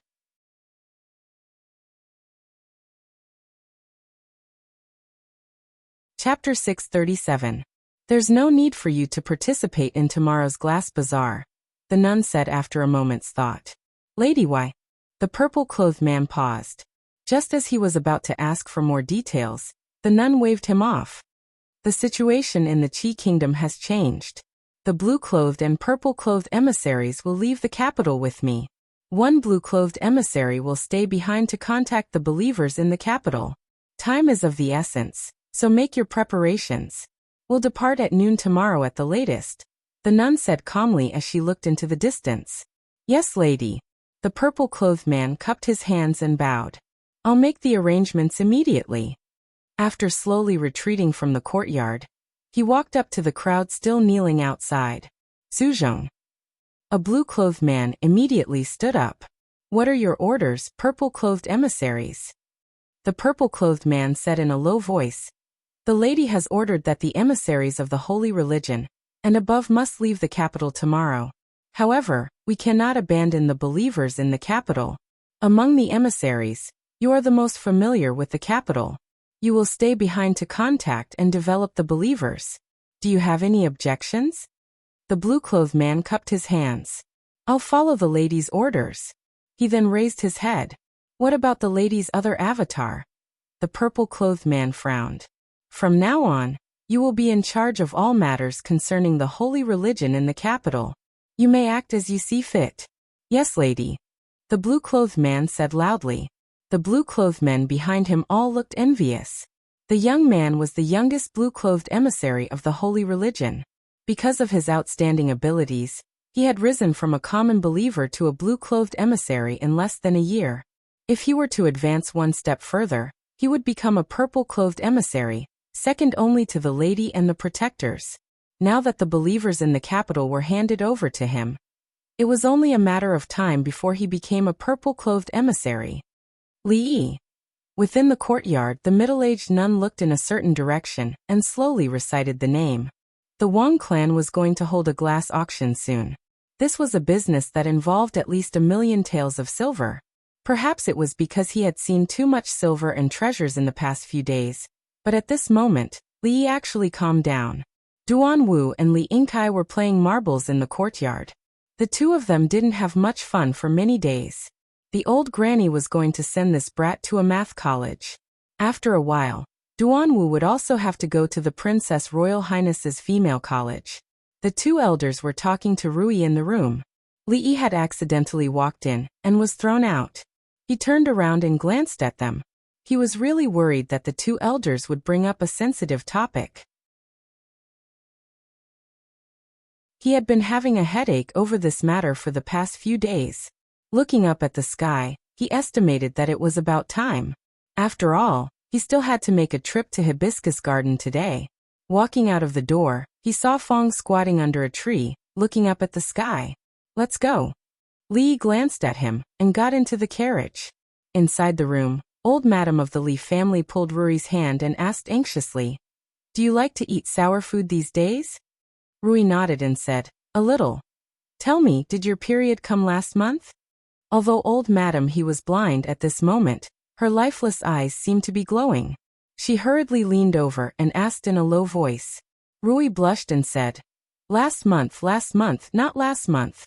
Old Madam Li's face immediately revealed an ecstatic expression. She said, Quick, go find a doctor. You two are so old, why don't you know anything?" Looking at old Madam Li, who hurriedly went out to make arrangements, Rui opened her mouth, but in the end, she didn't say anything. It was just a habitual discomfort. Even a grandmaster couldn't avoid these matters with women. Sometimes she even wished that she wasn't a grandmaster. Now that the Li family was considered influential, they naturally had to find the best doctor. After an hour, a famous doctor in the capital was helped out of the carriage. He was dizzy from the jolting along the way, and first held onto a tree outside to regain his composure. Before he could regain his composure, he was dragged into the mansion by a man. The man surnamed Su said impatiently, "If you want to vomit, you can vomit later. Let's get down to business first." The doctor had a helpless expression on his face, but he also knew that he couldn't afford to offend this family, so he was dragged in by the man. Not long after, the doctor withdrew his hand from the woman's wrist. "How is it? Are you pregnant?" Old Madam Li asked impatiently. Although the woman didn't say anything, there was a look of anticipation on her face. "Pregnant?" The doctor looked at old Madam Li in confusion and shook his head. "I haven't felt the pulse of pregnancy. Young madam, you've been worrying too much lately and have been depressed. Wait for me to write you a prescription. You'll recover after a period of time." Old Madam Li was startled for a moment before a trace of disappointment appeared on her face. She immediately smiled and said, "Then I'll have to trouble you, doctor." She turned to look at Rui and held her hand. "It's all right. You're still young. There will be plenty of opportunities in the future." Rui nodded and smiled faintly. After the time it took for a stick of incense to burn, the doctor handed the prescription to old Madam Li. Before he left, he turned back and said, "Mental illness requires mental medicine. Pills can only be used as a supplement. Young madam, you should let go of the knot in your heart as soon as possible." When he finished speaking and turned around, a carriage came from the side and slowly stopped in front of the Li mansion. A white-haired old man carrying a medicine box got out of the carriage. When he raised his head and saw the people at the gate, he was slightly stunned. Rui looked at the old man and walked up to him saying, "Dr. Liu, my husband just went out. I'm afraid he won't be back until very late. Lu Jimin shook his head and said, I'm not here to see County Uncle Lee. 2 days ago, County Uncle Lee said that Madam Lee wasn't feeling well and asked me to come and see her. It's just that I've been delayed by something these past 2 days. Rui smiled and said, If that's the case, Dr. Lu, come in and have a seat. She only vaguely knew that this Dr. Lu seemed to be an imperial physician in the palace and had a close relationship with her husband. Even if she didn't need him to treat her, she couldn't neglect him. At this moment, old Madam Lee was disappointed and didn't have much interest in this Dr. Lu. As for the doctor just now, he looked at Lu Jimin with slight dissatisfaction. After thinking for a moment, he actually went in again. Xiao Huan, go make a cup of tea for Dr. Lu. After entering the hall, Rui first ordered Xiao Huan. Yes, Mississippi, the servant girl immediately trotted away. After Lu Jimin sat down, he directly looked at Rui and said, I don't know if Madam Lee can let me take your pulse first. Rui smiled and said, My body has been much better these past 2 days. There's no need to bother Dr. Lu. She really didn't want to hear the same words a second time. Old Madam Lee came over and said, Your health is more important. Let Dr. Lu take another look. She was frightened when she heard the words heart disease and heart medicine just now. It's not a bad thing to have another doctor take a look. Moreover, in her eyes, the doctor who came later had a fluttering white beard and a sage-like appearance. He seemed to be more reliable than the previous doctor. As for the doctor standing on the side, he just glanced at Lu Jimin with contempt and didn't say anything. Since he had already been invited, there was no need to invite another doctor. Didn't inviting another doctor mean that they didn't trust him? He wanted to see how good the medical skills of the old man opposite him were. Old Madam Lee's words couldn't be disobeyed. Rui thought about it and sat down on the other side. She stretched out her wrist and said, Then I'll have to trouble Dr. Lu. Lu Jimin smiled and placed one hand on her wrist. He slowly closed his eyes. Playing tricks. Seeing the old man's method of taking a pulse, the doctor's expression changed at first, but then he revealed a sneer and his face was full of mockery. It was unknown if anyone in the world knew how to use such a legendary technique. An old man who came out of nowhere was probably just bluffing people. Lu Jimin frowned, but he quickly relaxed. He opened his eyes and withdrew his hand. He stood up from the chair and said with a smile, Congratulations, Madam Lee. Rui was stunned for a moment, and a puzzled expression appeared on her face. Old Madam Lee was stunned for a moment. She seemed to have thought of something and suddenly got up. She quickly walked over and asked in disbelief, Dr. Lu, you mean? Madam Lee is pregnant. Lu Jimin said with a smile. You old man, you're talking nonsense. The doctor finally couldn't stand it anymore. He walked out from the side and said coldly, I clearly didn't feel the pulse of pregnancy just now. You quack, how dare you talk nonsense? The doctor looked at Lu Jimin and said loudly, Tell me your name. I'll expose you to the government. I won't let you continue to swindle people. Madam Lee is pregnant not long ago. A quack really can't feel the pulse of pregnancy. Lu Jimin glanced at him and said, As for my name, I'm Lu Jimin. Lu Jimin, right? I'll remember you. I'll go to the government today. The doctor said a few words and suddenly seemed to think of something. He murmured, Lu Jimin. He suddenly felt his legs go weak. His face showed a frightened expression. He stood unsteadily and fell on a chair. You are Lord Lu. At this time, Xiao Huan came in from outside with tea and said, Miss, there's a monk outside looking for you.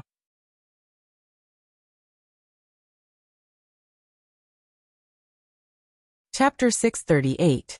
The old lady looked at Lu Jimin anxiously and asked, Is this true? Is Rui really pregnant? What are you talking about? What are you talking about? The doctor suddenly jumped up from his chair and looked at the old lady with dissatisfaction. What do you mean by this? Do you know who is standing in front of you? This is the imperial physician of this dynasty. Lord Lu's medical skills are unpredictable and unparalleled. If he says it's a pregnancy, it's a pregnancy. It can't be wrong. Shut up. Lu Jimin glared at him. Even he didn't dare to talk to the old lady of the Lee family like this. If Uncle Lee heard this, what would he think of him? Lord Lu, Do you want to take a closer look? The old lady was still a little uneasy and asked anxiously. Lu Jimin smiled and said, Don't worry, old lady. Madam Li is pregnant not long ago. It's normal that ordinary doctors can't see it. Even I almost couldn't see it just now. Mrs. Pregnant. Xiao Huan put the tea on the table and hurried over. She looked at Rui's belly with her mouth wide open and asked with surprise and joy. Ba, I wonder if Uncle Li is here. My master has something for you. A voice came from outside the door. The old lady turned around and looked at the young monk. She said in surprise, It's Master Mingjing. Is Master Tanyin here? Master Tanyin had a high status in the hearts of Buddhist believers in the capital. The old lady couldn't neglect him and hurried forward to ask. The young monk shook his head and said, Master is meditating in the temple. He asked me to bring 2 scriptures and a prescription for Uncle Li. The little monk took out a cloth bag from his bosom and handed it over respectfully. Prescription? Lu Jimin came over and glanced at the prescription on the 2 scriptures. He said with a smile, Master Tanyin's medical skills are indeed worthy of his reputation. This prescription is used to regulate and stabilize the fetus. It seems that the master has already seen that Madam Li is pregnant. You don't worry now, do you? Don't worry, don't worry. All the wrinkles on Madame Dowager's face smoothed out. She looked at the young monk and said, Little Master Mingjing, please go back and thank Master Tanyin for us. I will go up the mountain to fulfill my vow another day and offer enough incense for Cold Mountain Temple. When he turned back to look at Rui, his expression immediately changed. He walked over to help her and said, Why are you still standing here? Hurry up and sit down. Old Madam Rui had just opened her mouth to speak when she was rudely interrupted. What about me? This is a serious matter. You youngsters won't understand. The old madam waved her hand and said, In the future, you will stay at home and not go anywhere. You are not allowed to do anything. You are not allowed to do chores like washing and cooking. Leave it all to the servants in the manor. Which rich family in the capital would spoil their servants like you do? Madame Dowager turned around and said to the 2 maidservants outside the door with a sullen face, Did you hear that? If I see that you don't serve young madam well in the future, I'll kick you out of the house. Got it. The 2 maidservants hurriedly replied. In the time it took to drink a cup of tea, this news had spread throughout the Li manor. Housekeeper Li, who had always been harsh, was rarely generous. The maidservants and servants all received a lot of money. Even the horses in the stables were fed 2 handfuls of fresh grass. When Lu Jimin came, he only carried a small medicine box. When he left, even the carriage was stuffed full of gifts. The young monk was carrying a large pile of boxes. Even his head could not be seen. Sigh. The doctor from the capital walked out of the Li family's gate and put away a copper coin threaded with a red thread. He sighed with a face full of regret. Hello, second young mistress. Mississippi Lu walked through the gate and happened to see a man riding a horse straight out of the manor. She frowned. When she walked through the gate, she saw the joyful expressions on the faces of the maidservants in the manor. She was slightly startled. In Hibiscus Garden, it was a rare occasion of the year. This glazed Buddha statue, the starting price is 8,000 taels, 10,000 taels, 11,000 taels, 12,000 taels. The monks did not reject anyone who came to the Buddha statue. It was not just the capital. 3 days was enough for the monks from the neighboring prefectures to rush over upon hearing the news. In fact, ever since the old emperor invited many senior monks to appraise the Buddha statue, many monks from other places had rushed over. Although they had missed the stained glaze appraisal conference, they had made it to the Wang family's charity sale. The monks were extremely generous. They did not hesitate to shout out 10,000 taels of silver. This also made the nobles in the capital realize who were the truly rich. At the very least, they would hesitate to take out so much money at once. For those who did not have much money, it was no different from digging out their hearts. Fortunately, the Wang family did not stand on ceremony with the monks. However, the prices of the other glazed wares and jewelry were much cheaper than those in the palace. However, when one thought about the large amount of glaze they had obtained from foreign merchants, it was not surprising that the prices were a little lower. Of course, Some of the small incidents that happened would occasionally surprise the crowd. For example, the Wang family directly offered 50,000 taels of silver for a glazed statue that resembled the living old master of the Cui family, which was almost 5 times the price of a Buddha statue of the same size. The Cui family almost flipped the table on the spot, but in the end, they had to swallow their anger and buy it. If the old master's glazed statue were to be bought by someone else, the Cui family would lose face. It was not something that could be bought back with 50,000 taels of silver. When Fong walked out of Hibiscus Garden, he was still rubbing his hands. Li Yi could even feel his whole body trembling. Come to think of it, this was like a penniless pauper suddenly mastering the godly skill of turning stone into gold. The fact that he could still stand there so steadily showed that his mental fortitude was not bad.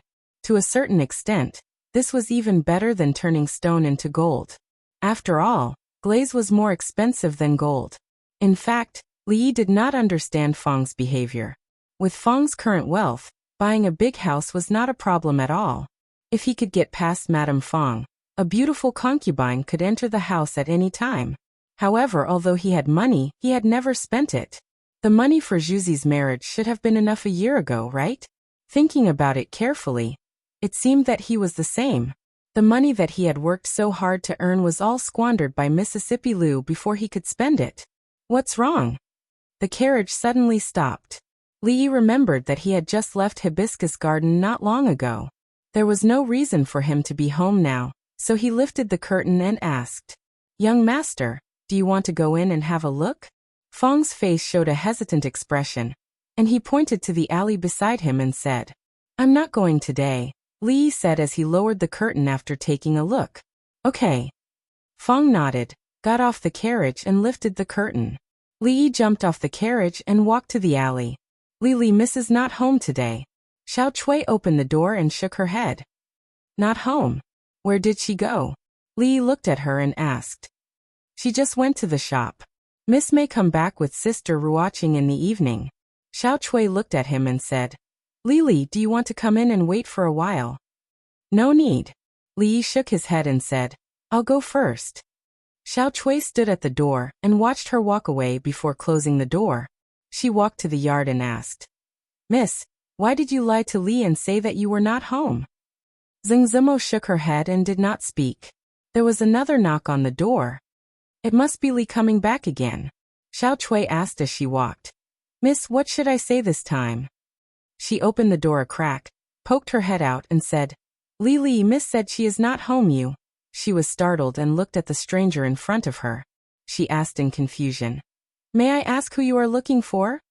Hearing footsteps that were different from Xiao Cui's, Zheng Zimo took a deep breath and was about to speak when she saw the person standing in the yard. After a moment of shock, her face immediately turned pale. The middle-aged man sighed and said, "Zimo, you have been in the capital for so long. Why haven't you gone back to see?"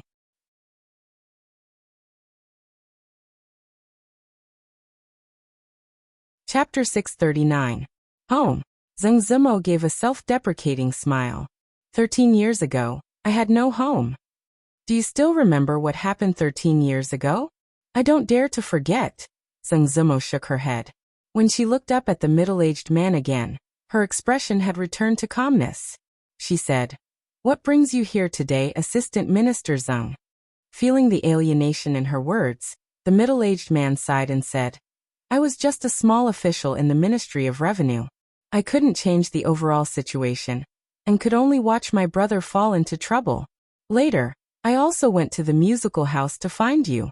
At that time, I learned that you had been ransomed with a large sum of money. All these years, I have never given up looking for you."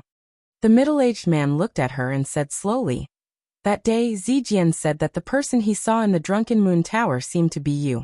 Only then did I know that you had come to the capital.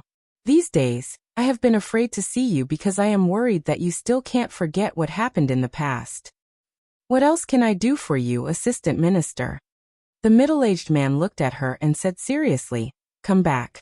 The Zheng family is no longer the Zheng family 13 years ago. I promise that from now on, no one will bully you. You are still the young lady of the Zheng family. I want to make it up to you all these years." The Zeng family is indeed no longer the Zeng family 13 years ago, and I am not the young lady of the Zeng family 13 years ago. Zeng Zumo looked calm. She shook her head and said, "If there is nothing else, Assistant Minister Zeng, please go back." Zumo. A trace of pain appeared on the middle-aged man's face. He said, "Until now you still refuse to call me second uncle? Xiaoze, see the guest out." Zeng Zumo stood up and walked toward the inner yard. The moment she turned around, 2 lines of tears fell silently from her pretty face. "I will come again." The middle-aged man sighed and looked up at her. "There is one thing I need to remind you of. Stay away from that Earl of Chang, and the farther the better." Zeng Zumo's footsteps paused, and then she sped up and disappeared behind the moon gate. "Please go back." Xiao Tsui stood behind her, glanced at the middle-aged man, and said politely, "Father, how is it?" The young man was waiting at the door. Seeing the middle-aged man come out, he immediately stepped forward and asked, "Let's talk when we get back." The middle-aged man raised his head and glanced at the tea house opposite him. There were already several people walking over here. He withdrew his gaze and walked towards the entrance of the alley. Not long after, an angry and embarrassed voice came from the carriage.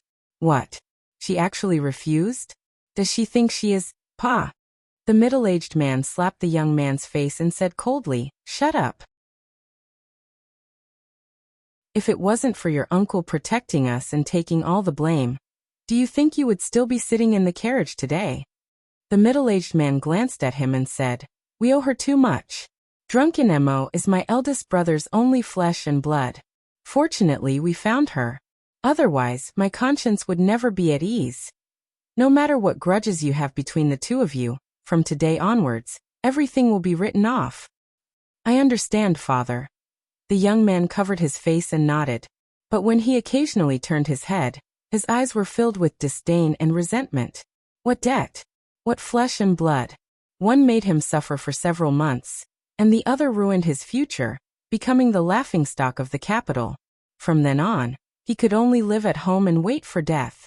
Even if the king of Shu ascended to the throne in the future, there would be an indelible stain on him. The hatred was as deep as the sea. How could it be written off? The carriage stopped in front of the mansion. When the middle-aged man got off the carriage, the gatekeeper came forward to report, "Master, several lords have been waiting in the mansion for a long time. The palace seems to have sent someone over." The middle-aged man was stunned for a moment before he quickly stepped into the mansion. "Lord Sung, you're finally back. We've been waiting for a long time." As soon as he stepped into the hall, several people stood up from their chairs and came forward to greet him. Sorry. I just went out to deal with some matters. I wonder what's the matter with your sudden visit?" The few of them did not speak. Instead, they turned their heads and looked at a eunuch sitting in the main seat. "Does the imperial concubine have any orders?" Zeng Shichen's heart stirred. He immediately stepped forward and asked. The eunuch's voice was feminine and harsh. "The imperial concubine wants me to ask you, what kind of climate do you plan to see Li Yi form in the imperial court?" The expressions of the few people changed when they heard this. "You're on your own." The eunuch only said a few words before he floated away, leaving the few people in the room looking at each other. One of them sighed and said, "It seems that the imperial concubine is still dissatisfied after the incident in Chongyuan Palace." Another person nodded and said, "The imperial concubine's worries are not unreasonable. Who would have thought that a small character who could be easily crushed would grow to such an extent? Now he is no longer relying on the protection of His Majesty. But it's not so easy to touch him now. Not only do we have to face His Majesty, but we also have to face half of the imperial court." Someone said worriedly. The currently the Earl of Chang, and was no longer the inexperienced and insignificant person that he was a year ago. If one counted carefully, how many things had he done, directly or indirectly, and how much support had he received from the courtiers over the past year? He was not a person of the officialdom. They were powerless against such a person a year ago. So, what could they do after a year? If they really had to face it head-on, some of them might even be smashed to pieces. This matter can't be rushed. We need to think about it at length. Zeng Shichen thought for a moment and said, I think the others have also received the imperial concubine's instructions. Let's act according to the circumstances. Everyone nodded when they heard this. This time, the imperial concubine should be serious. That county early would probably have a hard time in the future. Ba ba ba. Li waved his sleeves to sweep away the dust on the road. He looked at old Sue and said discontentedly, "What's the matter that makes you so anxious? Is it because your wife is pregnant?" "No." Old Sue jumped off the horse and said excitedly, "Sir, it's the first Mississippi. The first miss is pregnant." "What?" Li Yi's body shook, and his eyes widened. He grabbed his arm and asked, "What did you say?" "The first miss is pregnant." Old Sue panted heavily and said, "Just now, an imperial physician surnamed Lu went to our house. After feeling the pulse, he said that the first miss is pregnant. Also, a monk sent a prescription to prevent the miscarriage. Young master, you should go back quickly." "Stop talking. The young master has already left."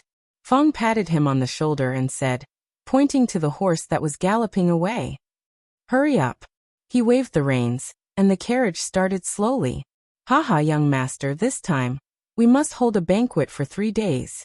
When the young master is born, we will hold a banquet for him for a month."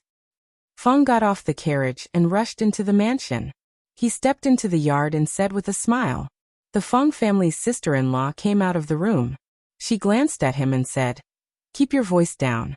Don't disturb the first Mississippi." Then she asked discontentedly, "Where is the young master? Why didn't he come back with you? What's more important than this?" Fong was stunned for a moment and said, "Didn't the young master come back on horseback long ago?" "No." The Fong family's sister-in-law looked confused. A Taoist nun in a loose Taoist robe led a horse and walked on a path in the forest. Li Yi sat on the horse and looked at the Taoist nun. He asked, "Senior, where are you taking me?"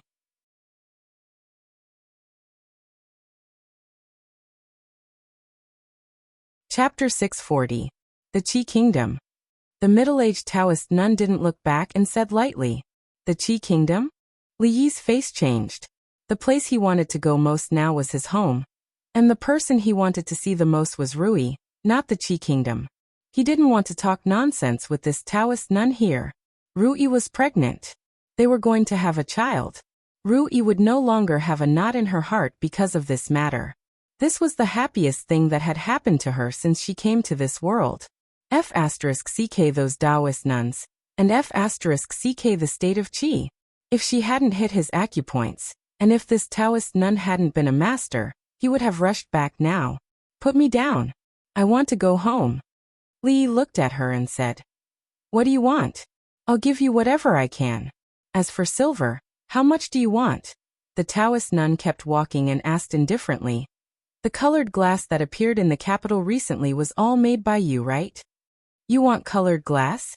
Li was stunned and said, "You should have told me earlier that you wanted colored glass. Let me go back, and I'll tell you how to make colored glass. You can sell it in the Qi Kingdom or the Zhao Kingdom. If you don't believe me, you can go back with me." The colored glass was about to become worthless glass. Even if this Taoist nun knew how to make it, it would be useless. Besides, once they got home, it was uncertain who would rob who. The Taoist nun looked back and said, "If I were you." Li suddenly felt a strange cold wind blowing around him. "So, you won't let me go back no matter what?" "You have to go with me." The Taoist nun looked at him and said, "Don't worry, I won't hurt you. I'll let you go in 1 or 2 years. Or at most 3 or 5 years. At that time, as long as you want, you can not only enjoy endless glory and wealth, but also be above tens of thousands of people. Forget about this kind of low-level MLM brainwashing." Li lowered his head and cursed, "F*ck you. What did you say? Must you go?" "I have to go." "Can I write a letter and send it back?" 3 days later. There's news from the Skynet. Sir and a Taoist nun were seen outside the capital today. At that time, Master was riding on a horse, and the two of them were heading west. We've also found out the identity of the Taoist nun. She's the leader of a cult, and is known as the Empress of Heaven. She once participated in the Hero Assembly. Strength assessment. Master. At present, We can only confirm that they should have gone west. Their exact whereabouts are unknown. Luluo spoke quickly. After carefully sorting out the information he had just received from Skynet, he immediately sent it back. It's her? Why did she kidnap you? Rui frowned. I'll go after them immediately. Where are you going? Madame Dowager grabbed her and said, You're pregnant and you're a woman. Where can you go? I'll immediately send someone to the palace to report this matter to His Majesty. His Majesty will definitely send someone to investigate. It's useless. Rui shook her head. How could Madame Dowager know how terrifying the Taoist nun was? Madame Dowager shook her head repeatedly and said, No, absolutely not. If anything happens to you, how can I explain it to Yi, or when he returns? It's all my fault. It's all my fault. Feng squatted on the ground and grabbed his hair. His eyes were bloodshot. Rui glanced at him and shook her head.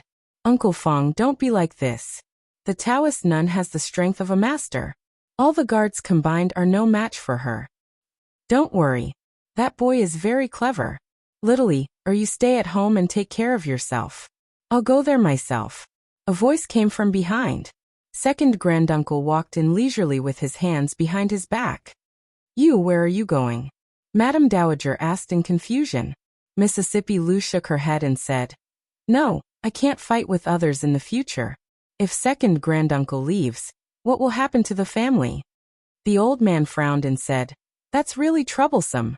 Recently, there were more and more uninvited guests who secretly visited the family, and their strength was getting stronger and stronger.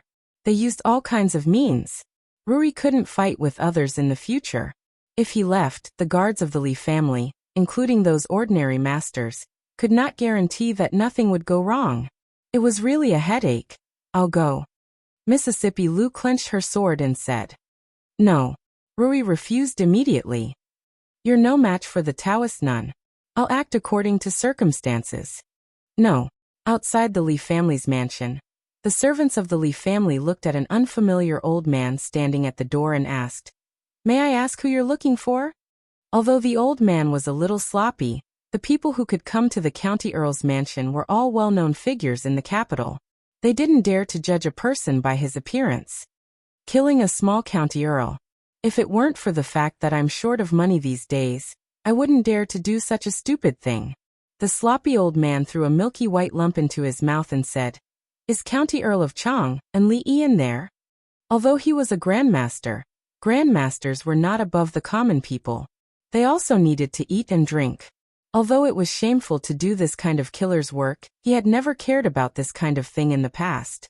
This time, he was asked by a family with whom he had a little connection when he was young to take the life of County Earl Li. 100,000 taels of silver was the reward. The servant of the Li family said honestly, No.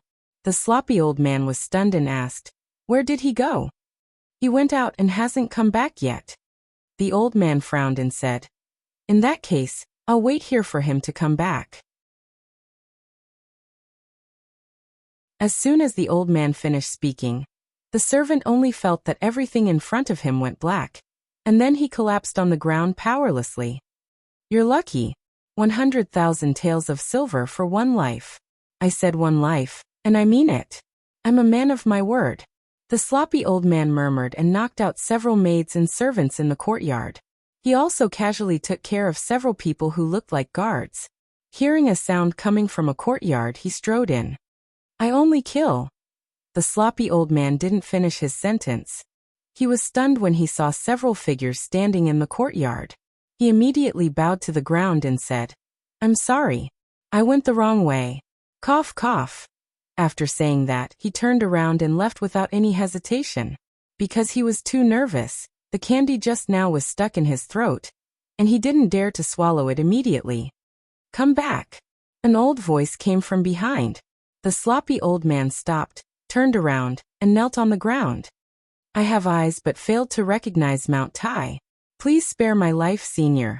His voice was trembling, and cold sweat broke out on his forehead. Not bad. The old man looked down at him and nodded with satisfaction. He said, Get up. What's the matter? Get up and talk.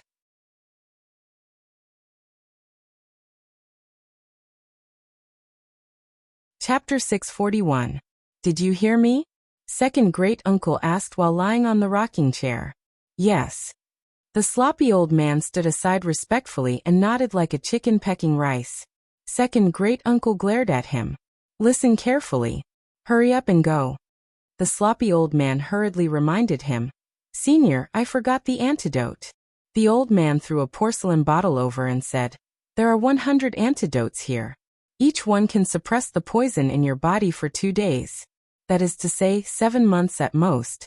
If you still can't bring her back after 7 months. What will happen?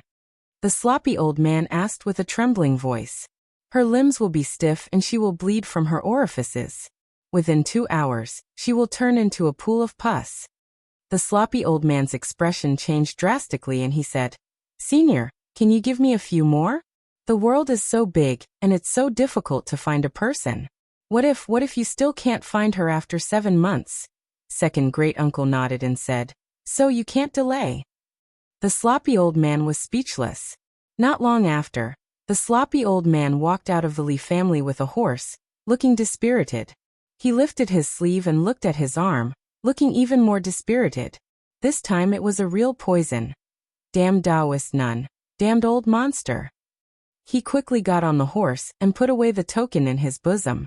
With this thing, he would be able to gather enough information along the way. Go. The old man waved his whip, and a cloud of dust quickly rose on the road. Second great-uncle, I'm worried about my husband. How about I go with him? Rui walked forward with an anxious look on her face. What's the use of you going? Second great-uncle glanced at her and said, You're pregnant now.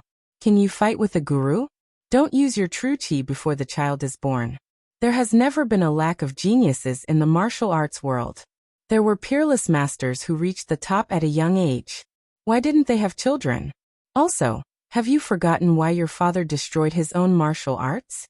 If there's any mistake, you two won't be able to live in peace for the rest of your lives. Rui bit her lip and finally fell silent. Where's Rui? The old man suddenly asked. She went to Lu Meng. Rui looked up at the west and sighed. I wonder how much Xiang has suffered.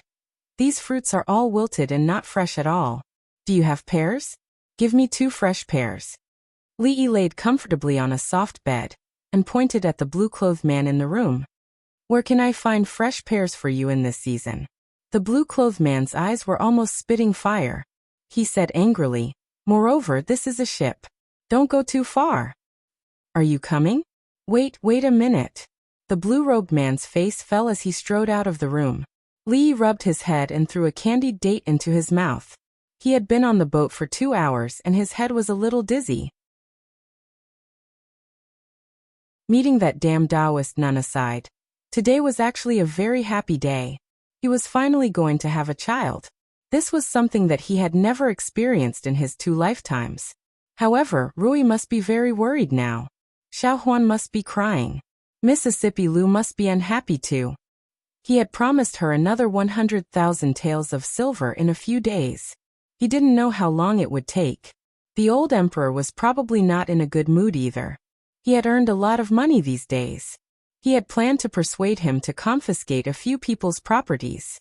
This was the fastest way to earn money, but he had to wait until he came back. He still hoped that he could hang on for a little longer. If he died early, the Jing kingdom would be in chaos. After all, the king of Shu would not be able to return to the capital alive. The other princes would definitely be locked in a fierce battle. At that time, the eldest princess Yongning and the proud Lolita. The pears you wanted. The blue-clothed man walked in and placed 2 yellow pears on the plate on the table. You really have them? Li asked in surprise. The corner of the blue-clothed man's mouth twitched. He had almost rummaged through the warehouse to find these 2 pears. This despicable fellow, how dare he make fun of me like this? If not for her ladyship's instructions, he swore that he would have killed him. Unfortunately, they are not fresh. Li shook his head and said, Oh yes, do you have wine? Drinking wine is a hindrance. Her ladyship forbids it. Bring a jar of wine over. Let me tell you, don't go too far. Are you going to bring it or not? This wine doesn't have any taste. Li shook his head. However, it was fine. If he really brought the wine from Rui workshop, he would not be able to handle it. Suddenly Li thought of something. He pointed outside and said, I saw a pleasure boat just now. Do you want to call 2 women from there? Forget it. Seeing that the blue-clothed man was on the verge of exploding, Li waved his hand and said, I don't need women. It's rare to be happy today. Let me treat you to a drink. Her ladyship said that we can't drink wine. Where are we going? Li took a bite of the pear and asked with a smile. A trace of confusion appeared on the blue-clothed man's face. He said, Of course we are going to the Qi Kingdom. The root of our holy religion is in the Qi Kingdom. I'm not bragging, but we have 100,000 believers in the Qi Kingdom. So many?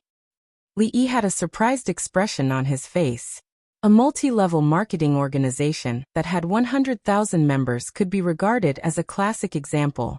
Who didn't know how to brainwash? If he could get these people over. The blue-clothed man showed a disdainful expression and said, This is nothing. Not only the Qi Kingdom, but also your Jing Kingdom. The holy religion has many believers. We deliberately took a detour to go to the Shu Kingdom. You know the king of Shu, right? Yes, I've heard of him, but I'm not familiar with him. Li nodded. When he was about to continue asking, he suddenly heard a bang. The blue-clothed man fell on the table and snored. Carry him out. The middle-aged Taoist nun walked in from outside the cabin and waved her hand. Immediately, someone carried the blue-clothed man out. What do you think? As long as you join our holy religion, you will immediately receive the treatment of a protector. I hope you can consider it carefully. I don't even need the Lu Alliance to work for our holy religion. The Taoist nun said. When she looked up again, she found that the young man in front of her had fallen asleep on the soft couch. She frowned and turned to walk out of the room. She waved her sleeves and gently closed the door. Keep an eye on him, she said to the 2 people at the door, then floated away. Li Xian happily stepped into the mansion. As soon as he entered, he said loudly, I just met Lu Jimin at the palace gate. He said. He looked at the young servant girl with red and swollen eyes and asked, What happened? Who bullied you? After a while, he walked out of the Li mansion with a gloomy face. He got on the carriage and said in a low voice, To the palace. That boy's wife is pregnant? Emperor Jing put down the accounts in his hands and temporarily suppressed the joy of nearly 1 million taels of silver entering the national treasury. He smiled and said, Pass the decree that Chang, and County Earl Li is dedicated to his duty and shared the emperor's worries. He will be granted the title of Marquis of Chang and County. His wife Lady Lu is smart, virtuous, dignified and elegant. Chang Da hurried in from outside the hall. He looked up at Emperor Jing and said, Your Majesty, County Earl Li is in trouble. Bastard. How could such a thing happen under the emperor's rule? Emperor Jing's face darkened. The next moment he covered his chest and frowned deeply. After a quarter of an hour, a group of fast horses galloped out of the palace gate. The secret intelligence office turned out in full force, which made the officials and nobles in the capital tremble. The Glaze Bazaar had just ended. Was His Majesty going to make a big move again? When Li woke up from his sleep, it was already dusk. He pushed open the door and walked out. On the sparkling river, there were groups of pleasure boats and laughter. He didn't know where he was. Aren't we leaving? He looked at the 2 people at the door and asked. The river is congested at this time. Her ladyship has ordered us to leave after midnight. Li nodded and said, It's still early. Why don't we go up and listen to the opera and watch the singing and dancing? What did you do to me just now? The man in blue walked over angrily from the side. I want to go up and listen to the opera. Do you want to come with me? The man in blue said angrily. Don't even think about it. I won't be fooled by you again. You can only stay on the boat. You can't go anywhere. Li waved his hand and said, Then I'll go and ask your ladyship. After a quarter of an hour. Look, isn't it more interesting to go out than to stay on the boat? Li looked back at the dozen people behind him, pointed to the front and said, There is a brothel in front. Go in and watch the opera and listen to the stories.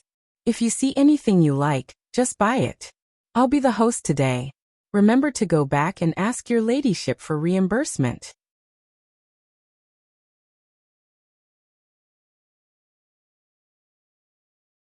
Chapter 642.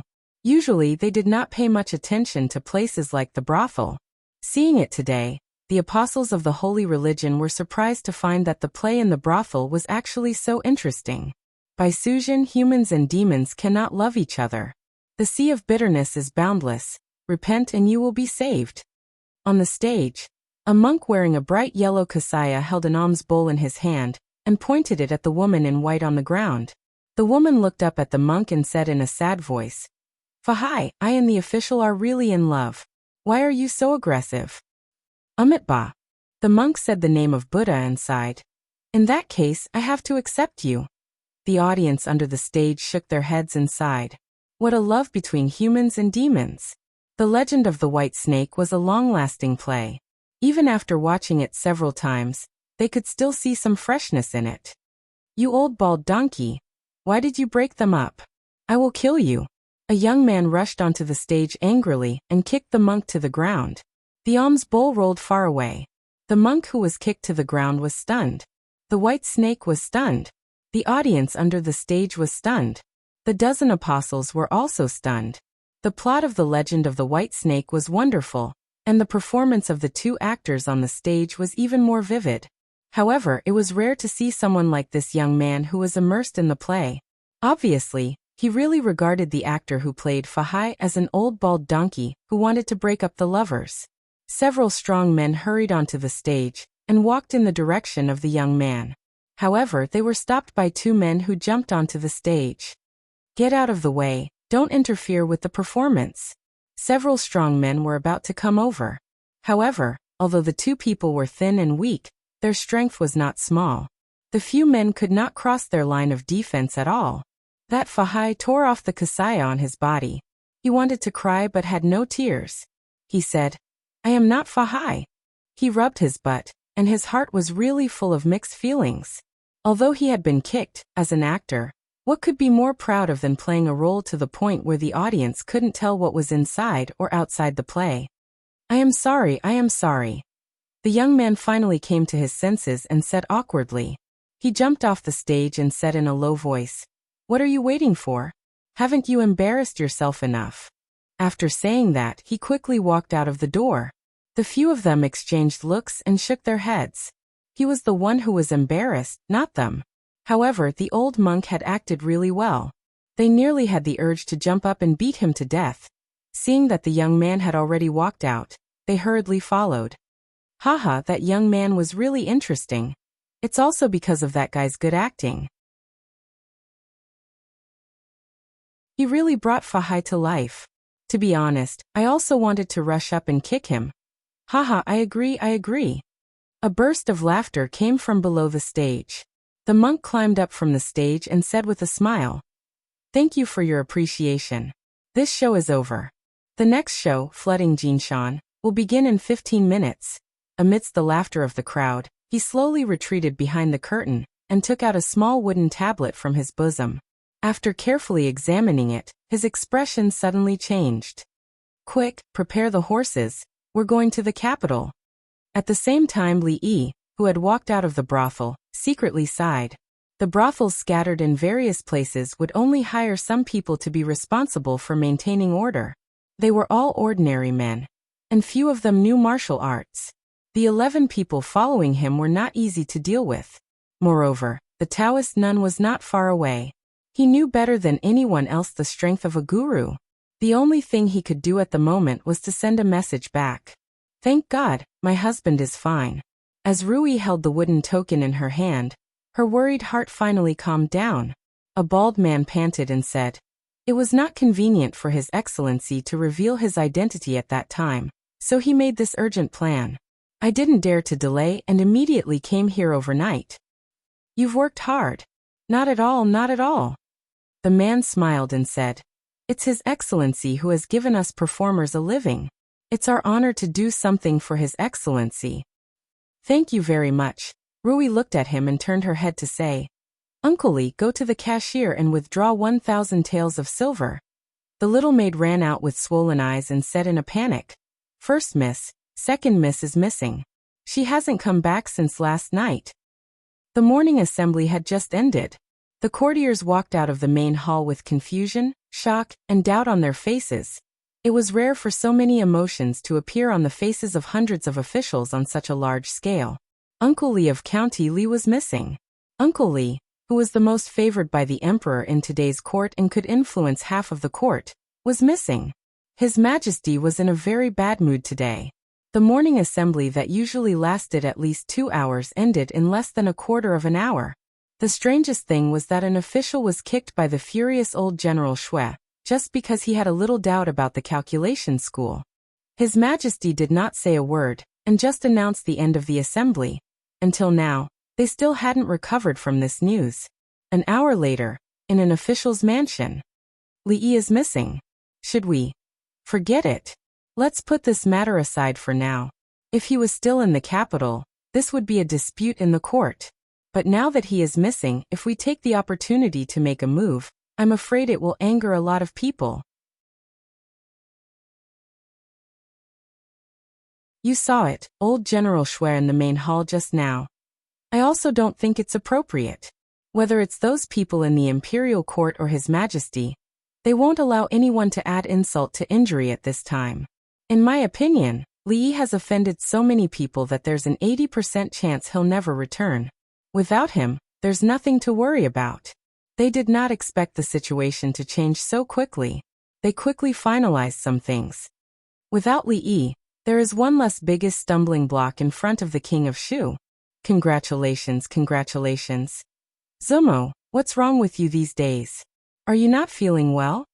Wan Ruoqing looked at Zeng Zumo, who was sitting on the stone bench in the yard in a daze, and asked worriedly. Zumo? Zumo. Wan Ruoqing walked over and waved her hand in front of her eyes. Ah. Zeng Zumo came back to her senses and said, Don't bother. I've asked Xiao Cui to buy breakfast. Wan Ruoqing was startled. She reached out and touched her forehead, saying, It's not hot, but you've been really strange these days. I'll ask Yuzhu to get a doctor. There's really no need. Zeng Zumo waved her hand. At this time, Xiao Cui ran in from outside in a panic and said loudly, Outside, outside, everyone is saying that Li Li is missing. Wan Ruoqing's expression froze, and Zeng Zumo stood up abruptly. Tears. In the Drunken Moon Tower, several young men frequently clinked their glasses, their voices full of joy. That scourge has finally received retribution. I really hope I never see him again. Yes, if he's going to disappear, it's better to be thorough. Every time I think about this, I can't help but want to laugh. Several famous playboys in the capital swept away their gloomy mood, and their faces were full of smiles. I heard that he has 2 lovers in Willow Lane? Li Jianren's face showed an inexplicable smile and he said, This time he can't even protect himself. Let's see who can protect them. Say, even if he can come back and see that those 2 lovers are already, what will he think? There was another burst of laughter. Suddenly, someone looked at the young man in the corner and said, Zijian, I heard that Miss Sung, who caused us so much trouble last time, has something to do with your family? Sing Zijian shook his head and said, What Miss Sung? I don't know. Li Jianren laughed and gritted his teeth. If that's the case, then I won't be polite. At the same time, in a courtyard somewhere in the capital, a man with thin cheeks and wearing a blue robe looked at the dozens of people in the courtyard and said, You are all the elites of the holy religion left in the capital. The Empress has ordered us to lie low and endure. However, although the Empress has left the capital, there is still her incarnation in the capital. Since we have entered the holy religion, it is our duty to protect the Empress and strengthen the holy religion.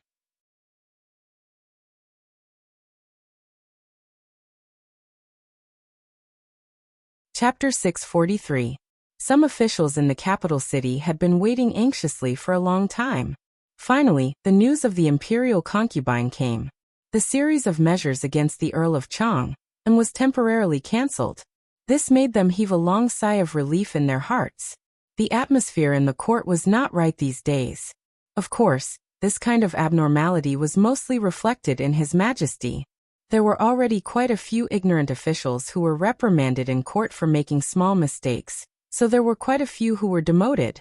Until now, the officials realized that the position of the county early in His Majesty's heart was probably higher than they had expected. Besides rejoicing, there was also a little fear in their hearts. They were afraid because if they really chose to fight with him head-on, they were afraid that the loss on their side would be too great to bear. As for rejoicing, it was naturally because such a person was not in the capital city, and it was very likely that he would never come back. Otherwise, the return of His Highness, the King of Shu, would be greatly hindered. No one wanted to have such an enemy, not to mention how many people stood behind him. Just counting the school, many officials were tied to him. Once the accounts were checked, there would be a purge in the court. The power that belonged to His Highness, the King of Shu, really could not stand any more torment. After some depression and wind and rain, the capital city returned to the surface of calmness. In the Hall of Diligent Government, Emperor Jing put down the memorial, rubbed between his eyebrows, and said in a deep voice, "Send more people. Send 10 executives in the palace out. If they can't find him, don't come back." Changda's figure silently retreated. In the wide square of the Ganlu Hall, a figure was moving, and the sword shadows were dense. A gray-haired old woman stood in the distance and looked at it, sighing slowly. Not long after, the figure stopped and walked here.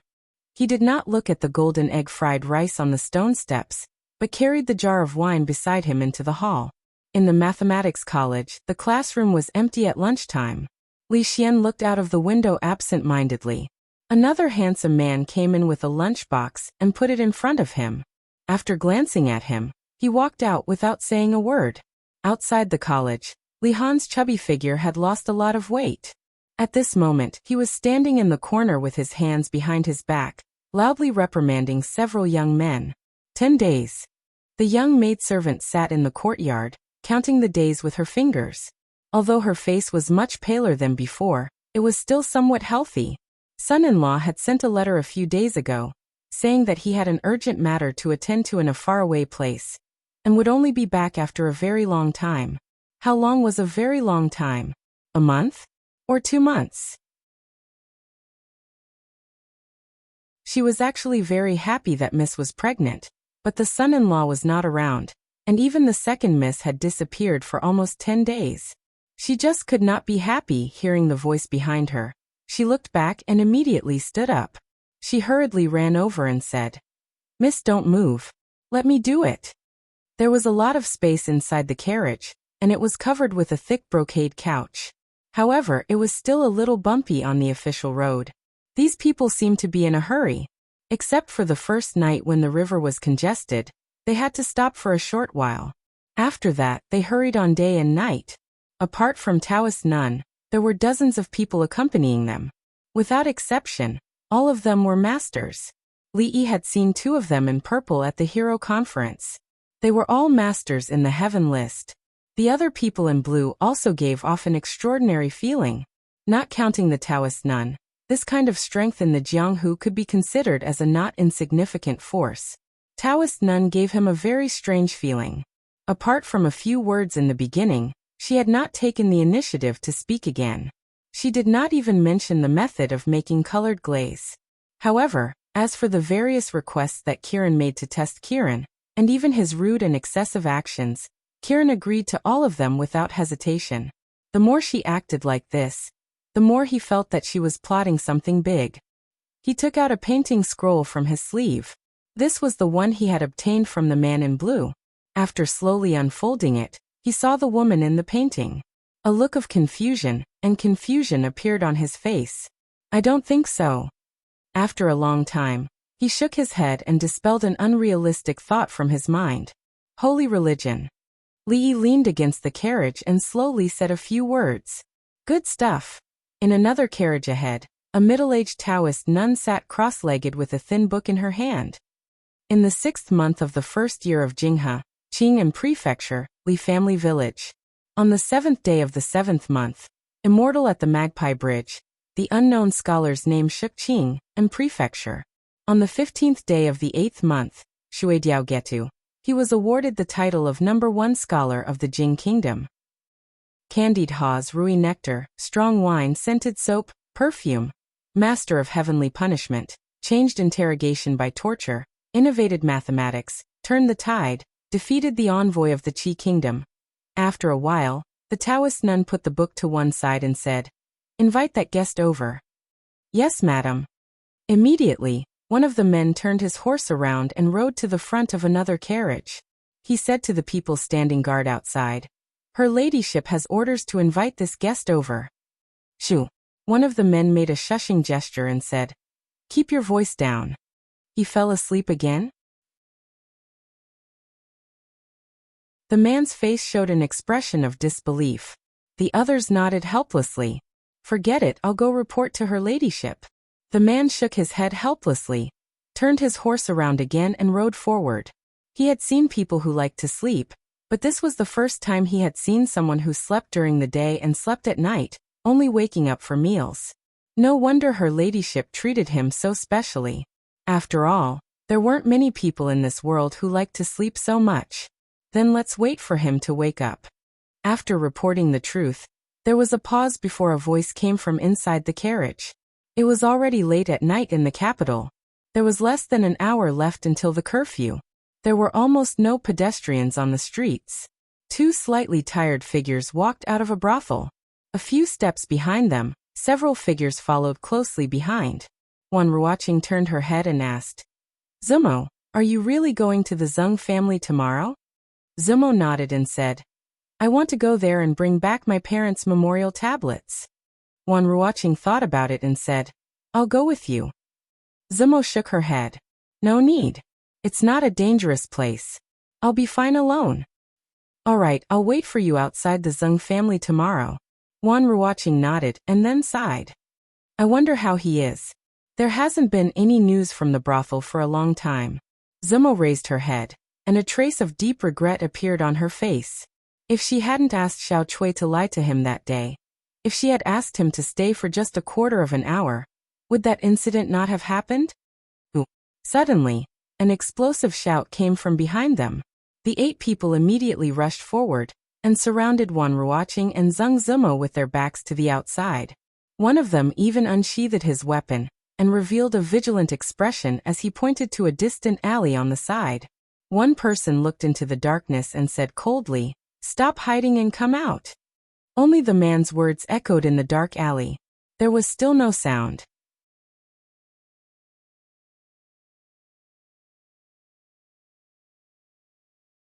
Chapter 644.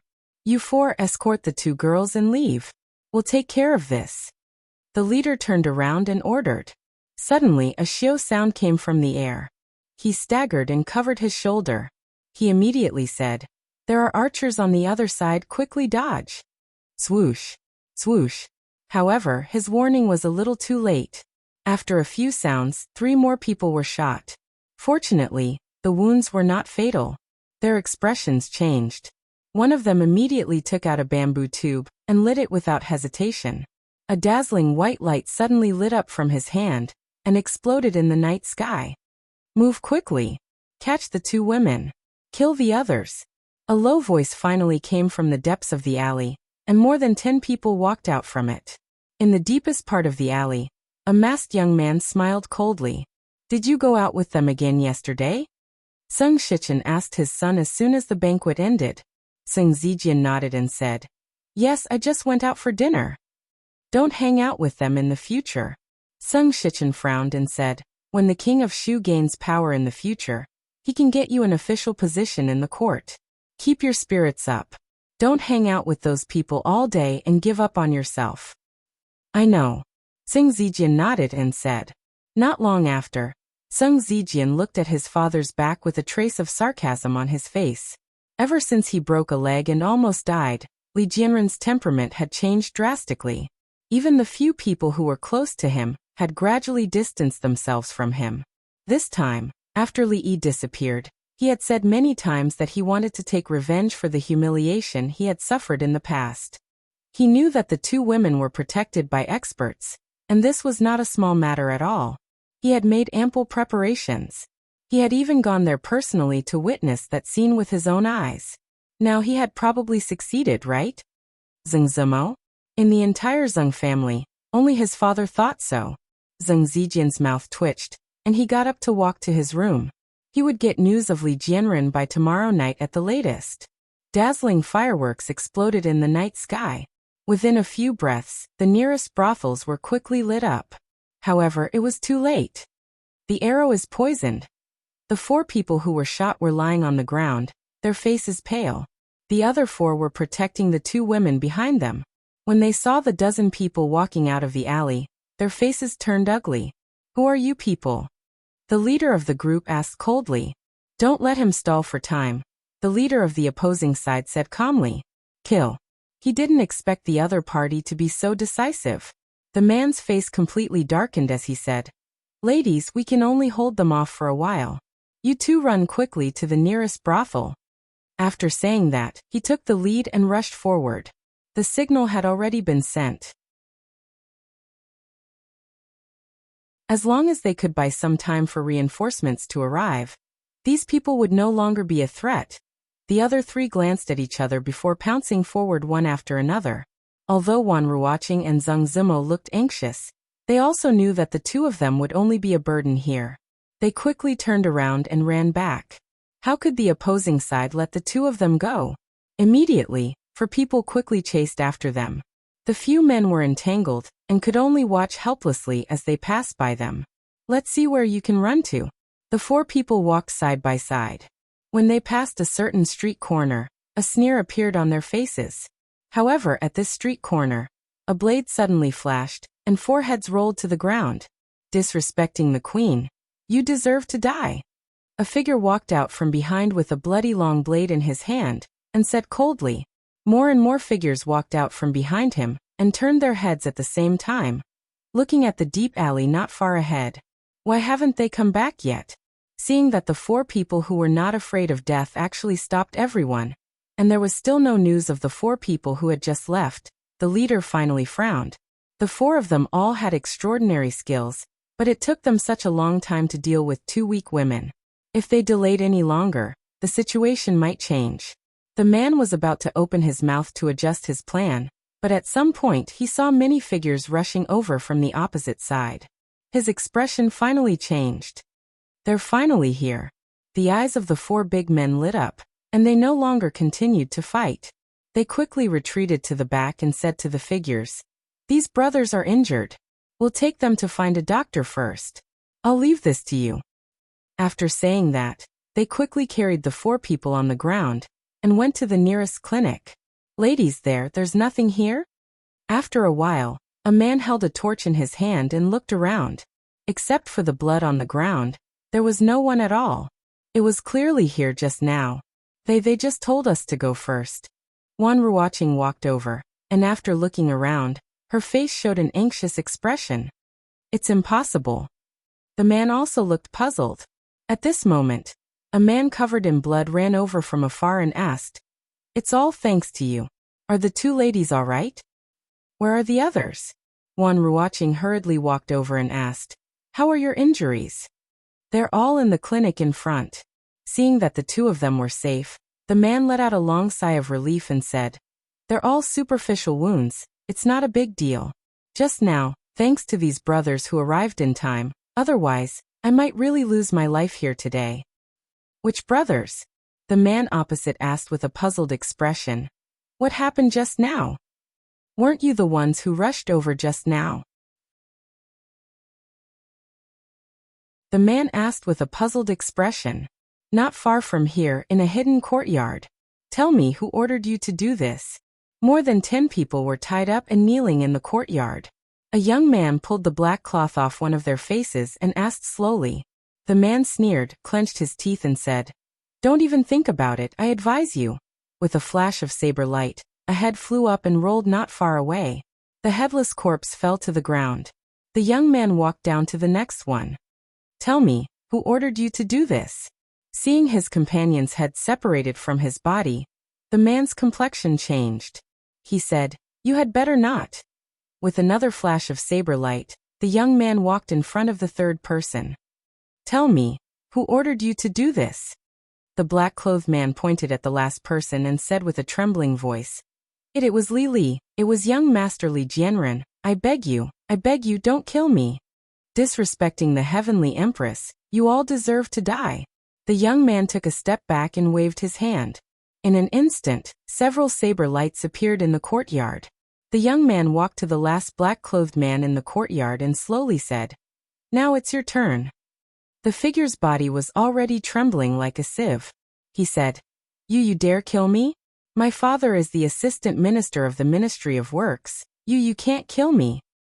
Young master, assistant minister of the Ministry of Works, I've offended you. The young man looked at him without any emotion in his eyes. In the next moment, there was the sound of a saber cutting into flesh. Li Jianren's eyes suddenly widened, and then he did not close them again.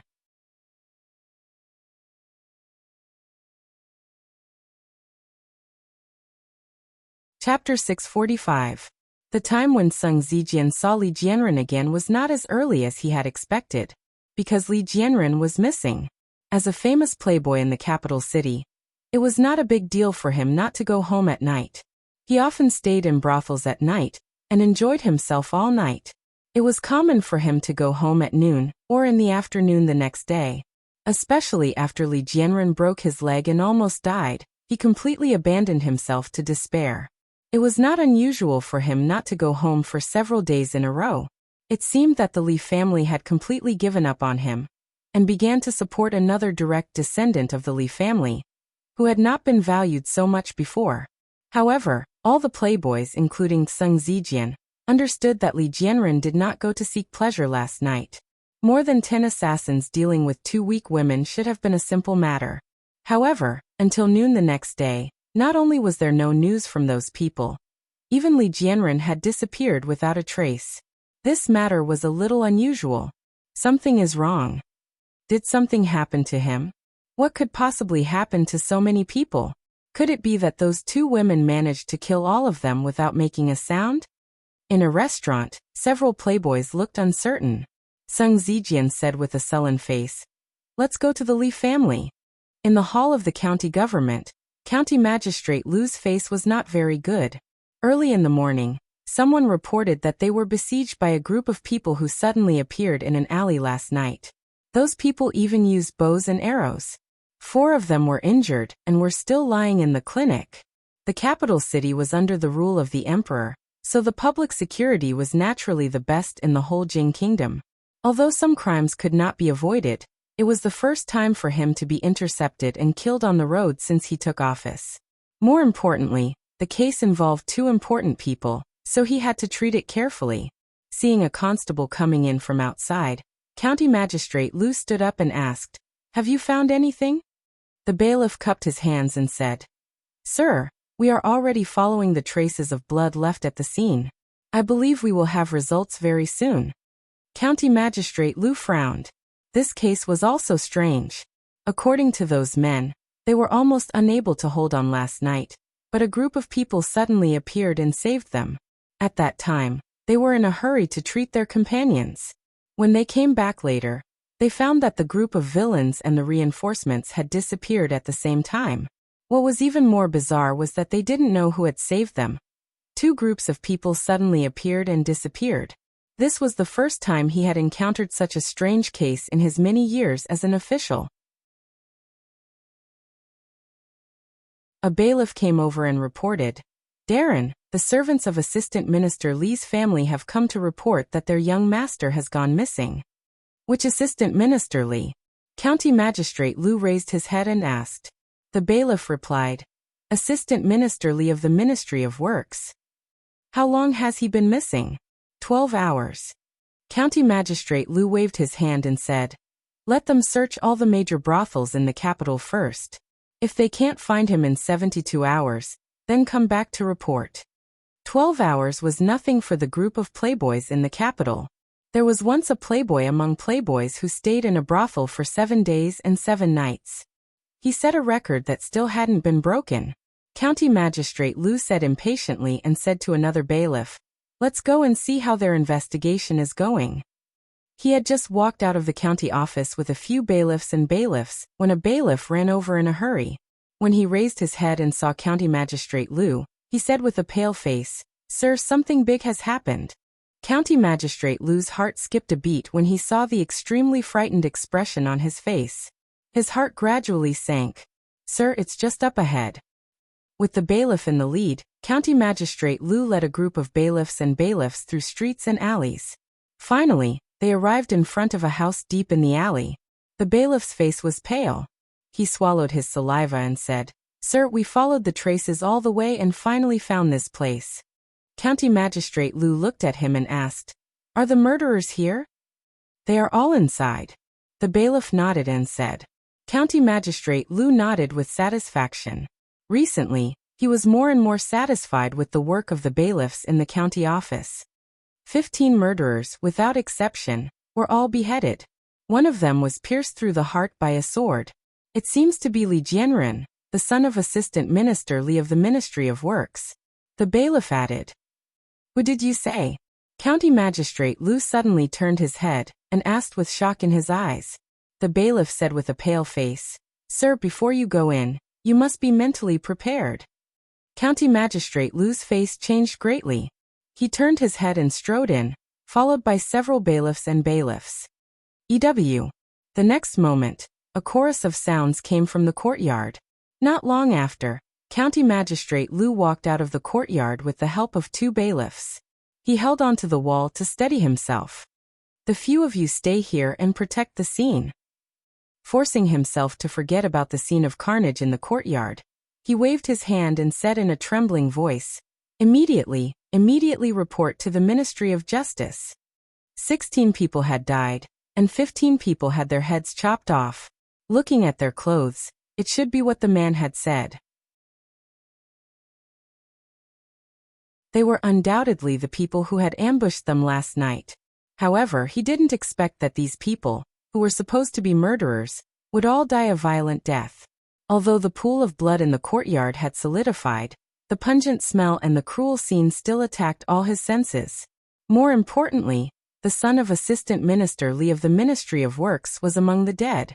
Previously, the son of the Vice Minister of the Ministry of Rights had been poisoned to death, which had enraged His Majesty and almost turned the entire capital city upside down.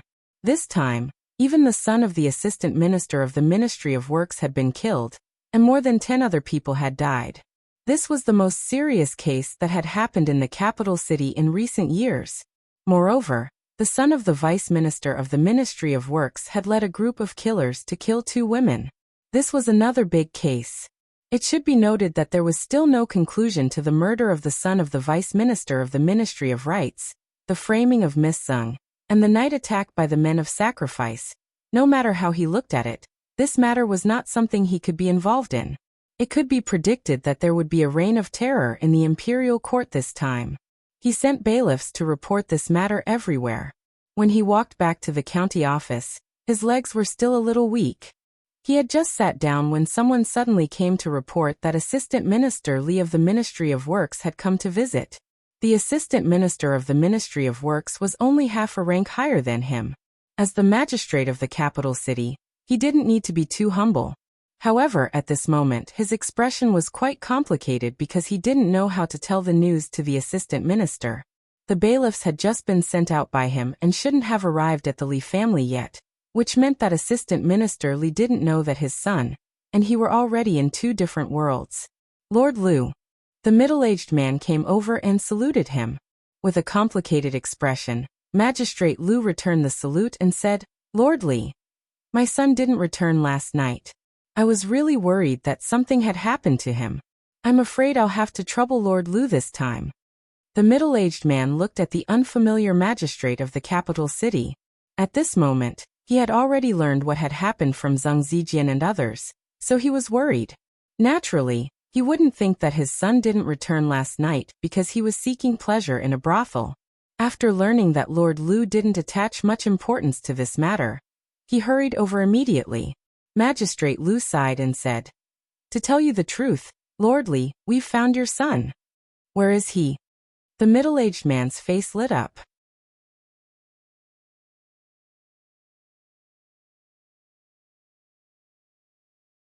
Chapter 646. In a courtyard deep in a street in the capital city. Jianren. Assistant Minister Li of the Ministry of Works was pale and bloodless. He slowly squatted down and touched Li Jianren's cold body. There was a long sword in the young man's chest. His eyes were wide open, and his mouth was open. One could vaguely see the fear in his eyes. His body was already cold. The middle-aged man reached out his hand and closed his eyelids. He slowly stood up, closed his eyes, and said, "Lord Liu, who killed my son?" County Magistrate Liu sighed and said, "The Ministry of Justice has already sent someone to deal with this case. Lord Li, please restrain your grief." The middle-aged man opened his eyes and said, "Bring Jianren back." Several guards of the Li family came forward and covered Li Jianren's body with a white cloth. A supervisor of the Ministry of Justice frowned, and was about to step forward when he was stopped by a young man beside him. "It's okay." "Yes, Assistant Minister Liu." The supervisor of the Ministry of Justice took a step back and said respectfully. The middle-aged man and several guards of the Li family left with Li Jianren's body. From beginning to end, they didn't say a word. 1. County Magistrate Liu looked at the young man beside him and opened his mouth. Only then did he realize that the person in front of him was no longer a constable under him, but an assistant minister of the Ministry of Justice. In terms of official rank, he was even higher than him. He changed his words and said, "Assistant Minister Liu, I'll leave this case to you. I'll ask them to hand over the file to the Ministry of Justice later. I'll leave this case to you." "Lord Liu, you're too polite." Liu Yi smiled and cupped his hands. County Magistrate Liu nodded and turned to leave. When he walked to the door, he seemed to think of something and turned his head again. He said, "This case involves the two girls. Lord Li is not here." The son of Assistant Minister Li of the Ministry of Works attacked the two girls at night with more than 10 killers. Later, they were all killed by an unknown force. Liu Yi said slowly, "A few months ago, someone poisoned the son of the Minister-Counselor of the Ministry of Rights and tried to frame Lady Zuamo. Then a large number of men of sacrifice attacked Willow Alley at night. I think these things may be related. I also think it's a little strange." County Magistrate Liu nodded and walked out of the door. "Speak." Assistant Minister Li of the Ministry of Works had a calm expression as he slowly spat out a word. Sung Zijian, Chun Lisan, and the others stood in place, their faces pale. They looked at the corpse covered in white cloth, and their bodies trembled. Sung Zijian swallowed his saliva and said, "Uncle Li." "Speak." The middle-aged man said expressionlessly, "Where did Jianren go last night?" He was suspicious of what they had said before. If it was just two commoner girls, how could things have turned out like this? The middle-aged man looked down and closed his eyes in pain. Li Yi went missing, and Jianren said he wanted to take revenge. Chun Lisan lowered his head, gritted his teeth and said, He brought people to cause trouble for Li Yi's two lovers. What are the names of those two women? The middle-aged man asked in a low voice. Zheng Zimo Wan Ruoqing. Chun Lisan said immediately. The middle-aged man repeated the two names a few times, then turned around and walked out of the door without looking at the playboys again. Li Jianren was dead. Li Jianren was actually dead. Sung Zijian still couldn't accept this reality when he walked out of the door of the Li mansion. There was no suspense at all. Why did it end up like this? Qin Yu was slapped by Li Yi in public, and King Duanyang was kicked away by Li Yi. The most serious thing was that His Royal Highness King of Shu was beaten up, and they, the popinjays, were beaten by His Majesty. However, Li Jianren's body was just in front of him. Just yesterday, they were still drinking and chatting merrily, talking about how they would take revenge on that person. Why did everything change after he left? It became even more. Sung Zijian didn't know how he walked back home until he felt a burning pain on his face. He raised his head in disbelief and looked at his father, who was glaring at him. You bastard! When Sung Shichen slapped him a second time, blood was already flowing out of the corner of Sung Zijian's mouth. However, these two slaps didn't seem to vent Sung Shichen's anger. He looked around and actually picked up a chair beside him. A middle-aged woman rushed forward and hugged him tightly. She said to Sung Zijian, "What are you waiting for? Run." Sung Zijian's expression changed. He immediately flashed back to his room and closed the door from the inside. Unfilial son, open the door. The assistant minister's face was full of anger. He punched the door, but there was no movement inside. Sung Zijian leaned against the door with a pale face. After knocking a few times, Sung Shichen's expression darkened. He took a step back and said, "Someone lock this door and open it in 3 days." The woman's expression changed and she hurriedly said, "Master, no, 3 days, Zijian will starve to death in 3 days. If he really starves to death, I'll pretend that I never gave birth to this unfilial son." Sung Shichen put away the key, waved his sleeves, and strode away. The woman stood by the door. After a long time, she sighed and said, "Zijian, you are muddle-headed." Inside the room, Sung Zijian sat by the table. His mouth was dry, but there was not a drop of water in the teapot on the table. He looked ahead with a blank expression. His mind was filled with Li Jianren's pale face. "At that time, they stopped those people. Drunk in ink, and I went back to the brothel to get help. I vaguely remember that someone chased after us, but I don't know why they didn't catch up." Wan Ruoqing described the situation last night. Lu Yi recorded it on the side. Wan Ruoqing looked at him and asked, "Who saved us? What happened to those bad people?" Lu Yi put down his pen, smiled, and said, "We are still investigating." Wan Ruoqing thought about it and said, "Do I need to go with you to the yamen?" Lu Yi shook his head and said, "No, don't worry. I will definitely investigate this matter. However, I will have to trouble you these days. Just stay in this yard and don't go out easily." Wan Ruoqing nodded. "Ladies, I will take my leave." Lu Yi stood up, cupped his hands, and walked out the door. When he looked up, he saw the assistant minister of the Ministry of Works coming over with a group of people.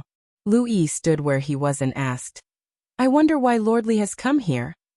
I suspect that my son's death has something to do with the 2 women living here. I didn't expect Lord Lu to be 1 step faster." The assistant minister of the Ministry of Works stood opposite Lu Yi and said, "Those 2 women must have been escorted back to the Ministry of Justice's yamen, right?" Lu Yi shook his head and said, "I have already investigated. There is something hidden in this case, and it has nothing to do with these 2 women. I'm afraid Lord Li has suspected wrongly this time. This is a serious matter. We can't let go of anyone suspicious." The middle-aged man stared at Lu Yi and said through gritted teeth, "Lord Lu, don't bend the law for personal gain. I will not let go of a bad person, nor will I wrongly accuse a good person. As for how to solve this case, Lord Li doesn't need to worry about it." Lu Yi walked past him and said to the people guarding to the side, "Go to the Secret Intelligence Office and bring a team here to protect these 2 women. They are important witnesses and cannot be lost. If anyone tries to force their way in and take them, kill them on the spot." Yes. Although Lu Yi was temporarily the assistant minister of the Ministry of Justice, he was still a member of the Secret Intelligence Office, and still had the authority to mobilize the power of the Secret Intelligence Office. The people immediately nodded. "Lord, what should we do?" Someone beside the assistant minister of the Ministry of Works asked with a slightly changed expression. The middle-aged man's face was as dark as still water. He turned around and squeezed out a word from between his teeth. "Go." You're tuning in to the Echoes of the Heart YouTube channel. Don't forget to subscribe and join us on this journey to catch the most captivating stories.